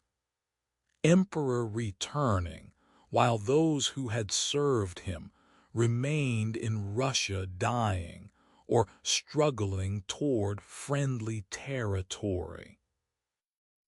Crown returning while army that had upheld crown dissolved behind it. We begin with the journey itself, Napoleon in closed sleigh moving at speed that only imperial authority and urgency could command, changing horses at posting stations, traveling day and night without pause except when absolutely necessary, crossing from Russian territory through Poland and German states back to France in matter of weeks, journey that was secret initially, that was conducted with minimal escort and without announcement because revealing emperor's location would invite attempts at capture or assassination by enemies who would dearly have loved to seize him. The decision to leave army was strategic calculation. Napoleon understood that his presence with retreating forces accomplished nothing militarily. That retreat was primarily matter of survival rather than of command, that individual soldiers' fates would not be significantly affected by whether emperor was with them or was in Paris. But Paris was crucial, was center of political power, was place where threats to Napoleon's authority would materialize if authority seemed weak, was location where new armies would have to be raised through conscription, and where resources would have to be mobilized for campaigns that would come in 1813, as enemies attacked empire that suddenly seemed vulnerable, was seat of power that required occupant who could maintain control and begin rebuilding before opposition could organize effectively. The calculation was that empire could survive loss of army if emperor retained political control and could raise new forces, but might not survive loss of emperor if political vacuum allowed opposition to emerge, or if allies defected, or if the machinery of state that sustained empire ceased functioning for lack of central authority. It is said that army did not immediately know emperor had left. Soldiers continued believing he was with them, or at least somewhere in retreating column. Discovered only gradually that command had passed to marshals, that Napoleon was gone, that they had been abandoned by man they had followed into Russia. Abandonment creating demoralization beyond what cold and starvation and defeat had already created. Sense of betrayal among those who felt that leader who had sent them into catastrophe should at least remain with them through catastrophe's conclusion, rather than fleeing to safety while they suffered. Some understood strategic necessity of Napoleon's return to Paris, recognized that his presence in capital served larger purposes, even if it meant absence from army, accepted that emperor had obligations beyond military command. Others felt differently, believed that Napoleon should have stayed with army through its dissolution. That leadership meant sharing soldiers' suffering rather than abandoning them to it. That decision to leave was failure of obligations that commanders owed to those they commanded. We descend into what Napoleon's return to Paris meant politically. The emperor, arriving before full extent of defeat, was visible in streets, able to control narrative by providing his own account of campaign before survivors could testify to different version, able to use machinery of state to begin rebuilding before opposition could organize, able to frame retreat as setback rather than catastrophe, even though it was obviously catastrophe, able to maintain appearance of control by demonstrating that he personally was undefeated, and that empire continued to function despite loss of army. The return was stage-managed. Napoleon's arrival was announced in ways that emphasized continuity rather than disaster, that presented emperor as returning to resume leadership after temporary absence rather than as fleeing from failed campaign, that maintained fiction that situation was manageable, and that new armies could and would be raised to defend empire against attacks that were coming. The rebuilding began immediately. Conscription of new classes of soldiers younger than those previously drafted, calls for volunteers, demands on allied states for troops and supplies, diplomatic efforts to maintain alliances that were fracturing as allies calculated whether remaining with Napoleon was more advantageous than defecting to coalition that was forming against him. Propaganda emphasizing that Russia had been defeated by winter rather than by Russians, that catastrophe was natural disaster rather than military defeat, that French military prowess remained intact, and that setback in Russia did not change fundamental balance of power that favored France. The machinery of empire functioned, orders were issued, resources were mobilized, young men were conscripted and trained and equipped.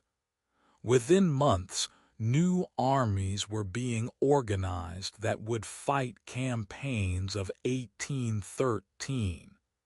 Napoleon demonstrating that personal authority could survive military catastrophe, that losing army did not mean losing power as long as political control was maintained, and resources could be extracted from territories that empire controlled.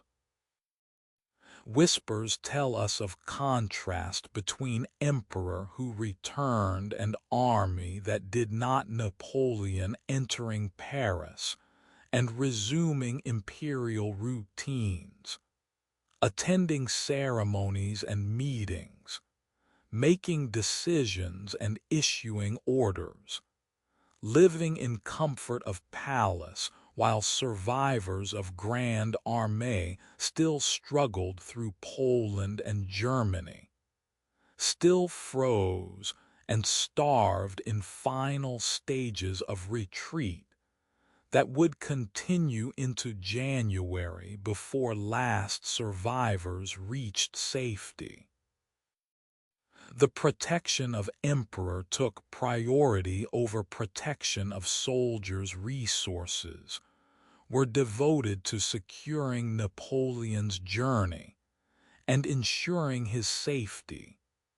Sleigh and escorts and provisions were provided for imperial party, while ordinary soldiers walked without adequate food or clothing or support. Hierarchy visible in who survived comfortably and who died miserably, in distribution of security and supplies that favored those at top while those at bottom suffered and died. We witness soldiers' responses when they learned emperor had left. Some were philosophical, some were bitter, responses varying based on personal circumstances and political views and level of devotion to Napoleon personally versus to France, or to regiments, or to self-interest that military service served. The veterans who had served through multiple campaigns had complicated relationships with Napoleon, recognized his genius, appreciated victories he had led them to, resented losses he had led them through, understood that they were instruments of his ambition, felt loyalty mixed with resentment, followed him because alternatives were worse, or because following was habitual, or because desertion was dangerous, or simply because that's what soldiers did. Followed commanders, even when commanders made mistakes that cost soldiers' lives. We sit with question of what leaders owe to those they lead, whether strategic calculations override moral obligations, whether Napoleon's choice to leave army was pragmatic necessity or unforgivable betrayal, whether judgment depends on prioritizing empire's survival over armies' suffering, or prioritizing human obligations over political calculations. Whether answer differs based on perspective of emperor responsible for millions versus perspective of soldier, abandoned in Russian winter.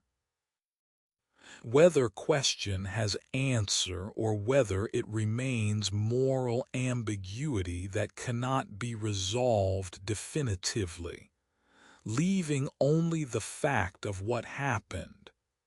Emperor returned, army did not, crown survived, soldiers died.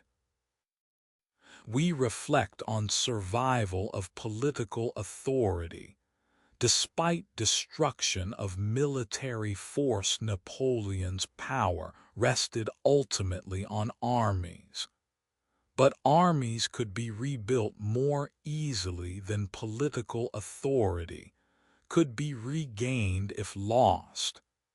Emperor understanding that maintaining control in Paris was prerequisite for raising new armies that would be needed for defending empire against coalition that formed in 1813. Calculation that preserving crown required abandoning army at least temporarily. Acceptance that some soldiers would die during final stages of retreat, while Emperor was already safe, but that those deaths would not be prevented by his remaining with them, and that remaining would risk larger disaster if political control was lost during his absence. The arithmetic of power that counted political survival as more valuable than solidarity with suffering soldiers, that prioritized institution over individuals, that accepted that leadership sometimes meant abandoning followers for sake of larger purposes that followers might not understand or agree with. We close contemplating Napoleon in Tuileries Palace beginning work of rebuilding, while corpses froze along roads in Russia. Emperor who survived catastrophe that destroyed those who had served him. Crown that returned intact while army that had upheld it did not return at all, political power that continued despite military disaster that should have destroyed it. Napoleon beginning to raise new armies while survivors of old army still retreated. Emperor in comfort while soldiers suffered. Crown and army separated by thousands of kilometers and by experiences that could never be bridged even when physical distances were eventually closed. Power that survived by abandoning those it sent to die. The crown, the return, the army left behind, the survival purchased through abandonment, forever separated, forever testimony to distance between those who command and those who obey, between those who survive comfortably and those who die miserably. Forever the crown that returned without the army. Forever the night deepens now. The stories have been told. The year 1812 has been explored from the gathering of the Grande Armée to its crossing of the Niemen, from the advance through vast Russian spaces to the occupation of burning Moscow, from the retreat through cold that killed hundreds of thousands to the Berezina crossing, where armies' remnants either escaped or remained forever, from eagles buried in frozen ground to letters preserved in frozen pockets, from the 29th Bulletin's confession to drummer boys frozen standing, from Napoleon's return without his army to the silence that followed catastrophe. The Russian campaign of 1812 marked the beginning of Napoleon's fall, though he would fight on for 3 more years, though he would raise new armies and win new battles, though he would demonstrate repeatedly his genius as commander and his resilience as leader. The disaster in Russia changed everything. The myth of invincibility was shattered. The limits of French power were revealed. The coalition that would eventually defeat him was encouraged by evidence that he could be beaten. The Grand Armée that had made his empire possible was destroyed and could never be fully replaced despite conscription that drained France of young men. Rest now. Let these difficult stories settle like snow after storm. Let the cold recede into history where it belongs. Let the suffering be acknowledged but not dwelt upon. Let the lessons remain about hubris and limits, about the price of ambition, about human endurance and human frailty, about what happens when power meets forces it cannot control. The past is gone, but its echoes remain. Sleep now. The night holds you. The silence is earned. The memories rest.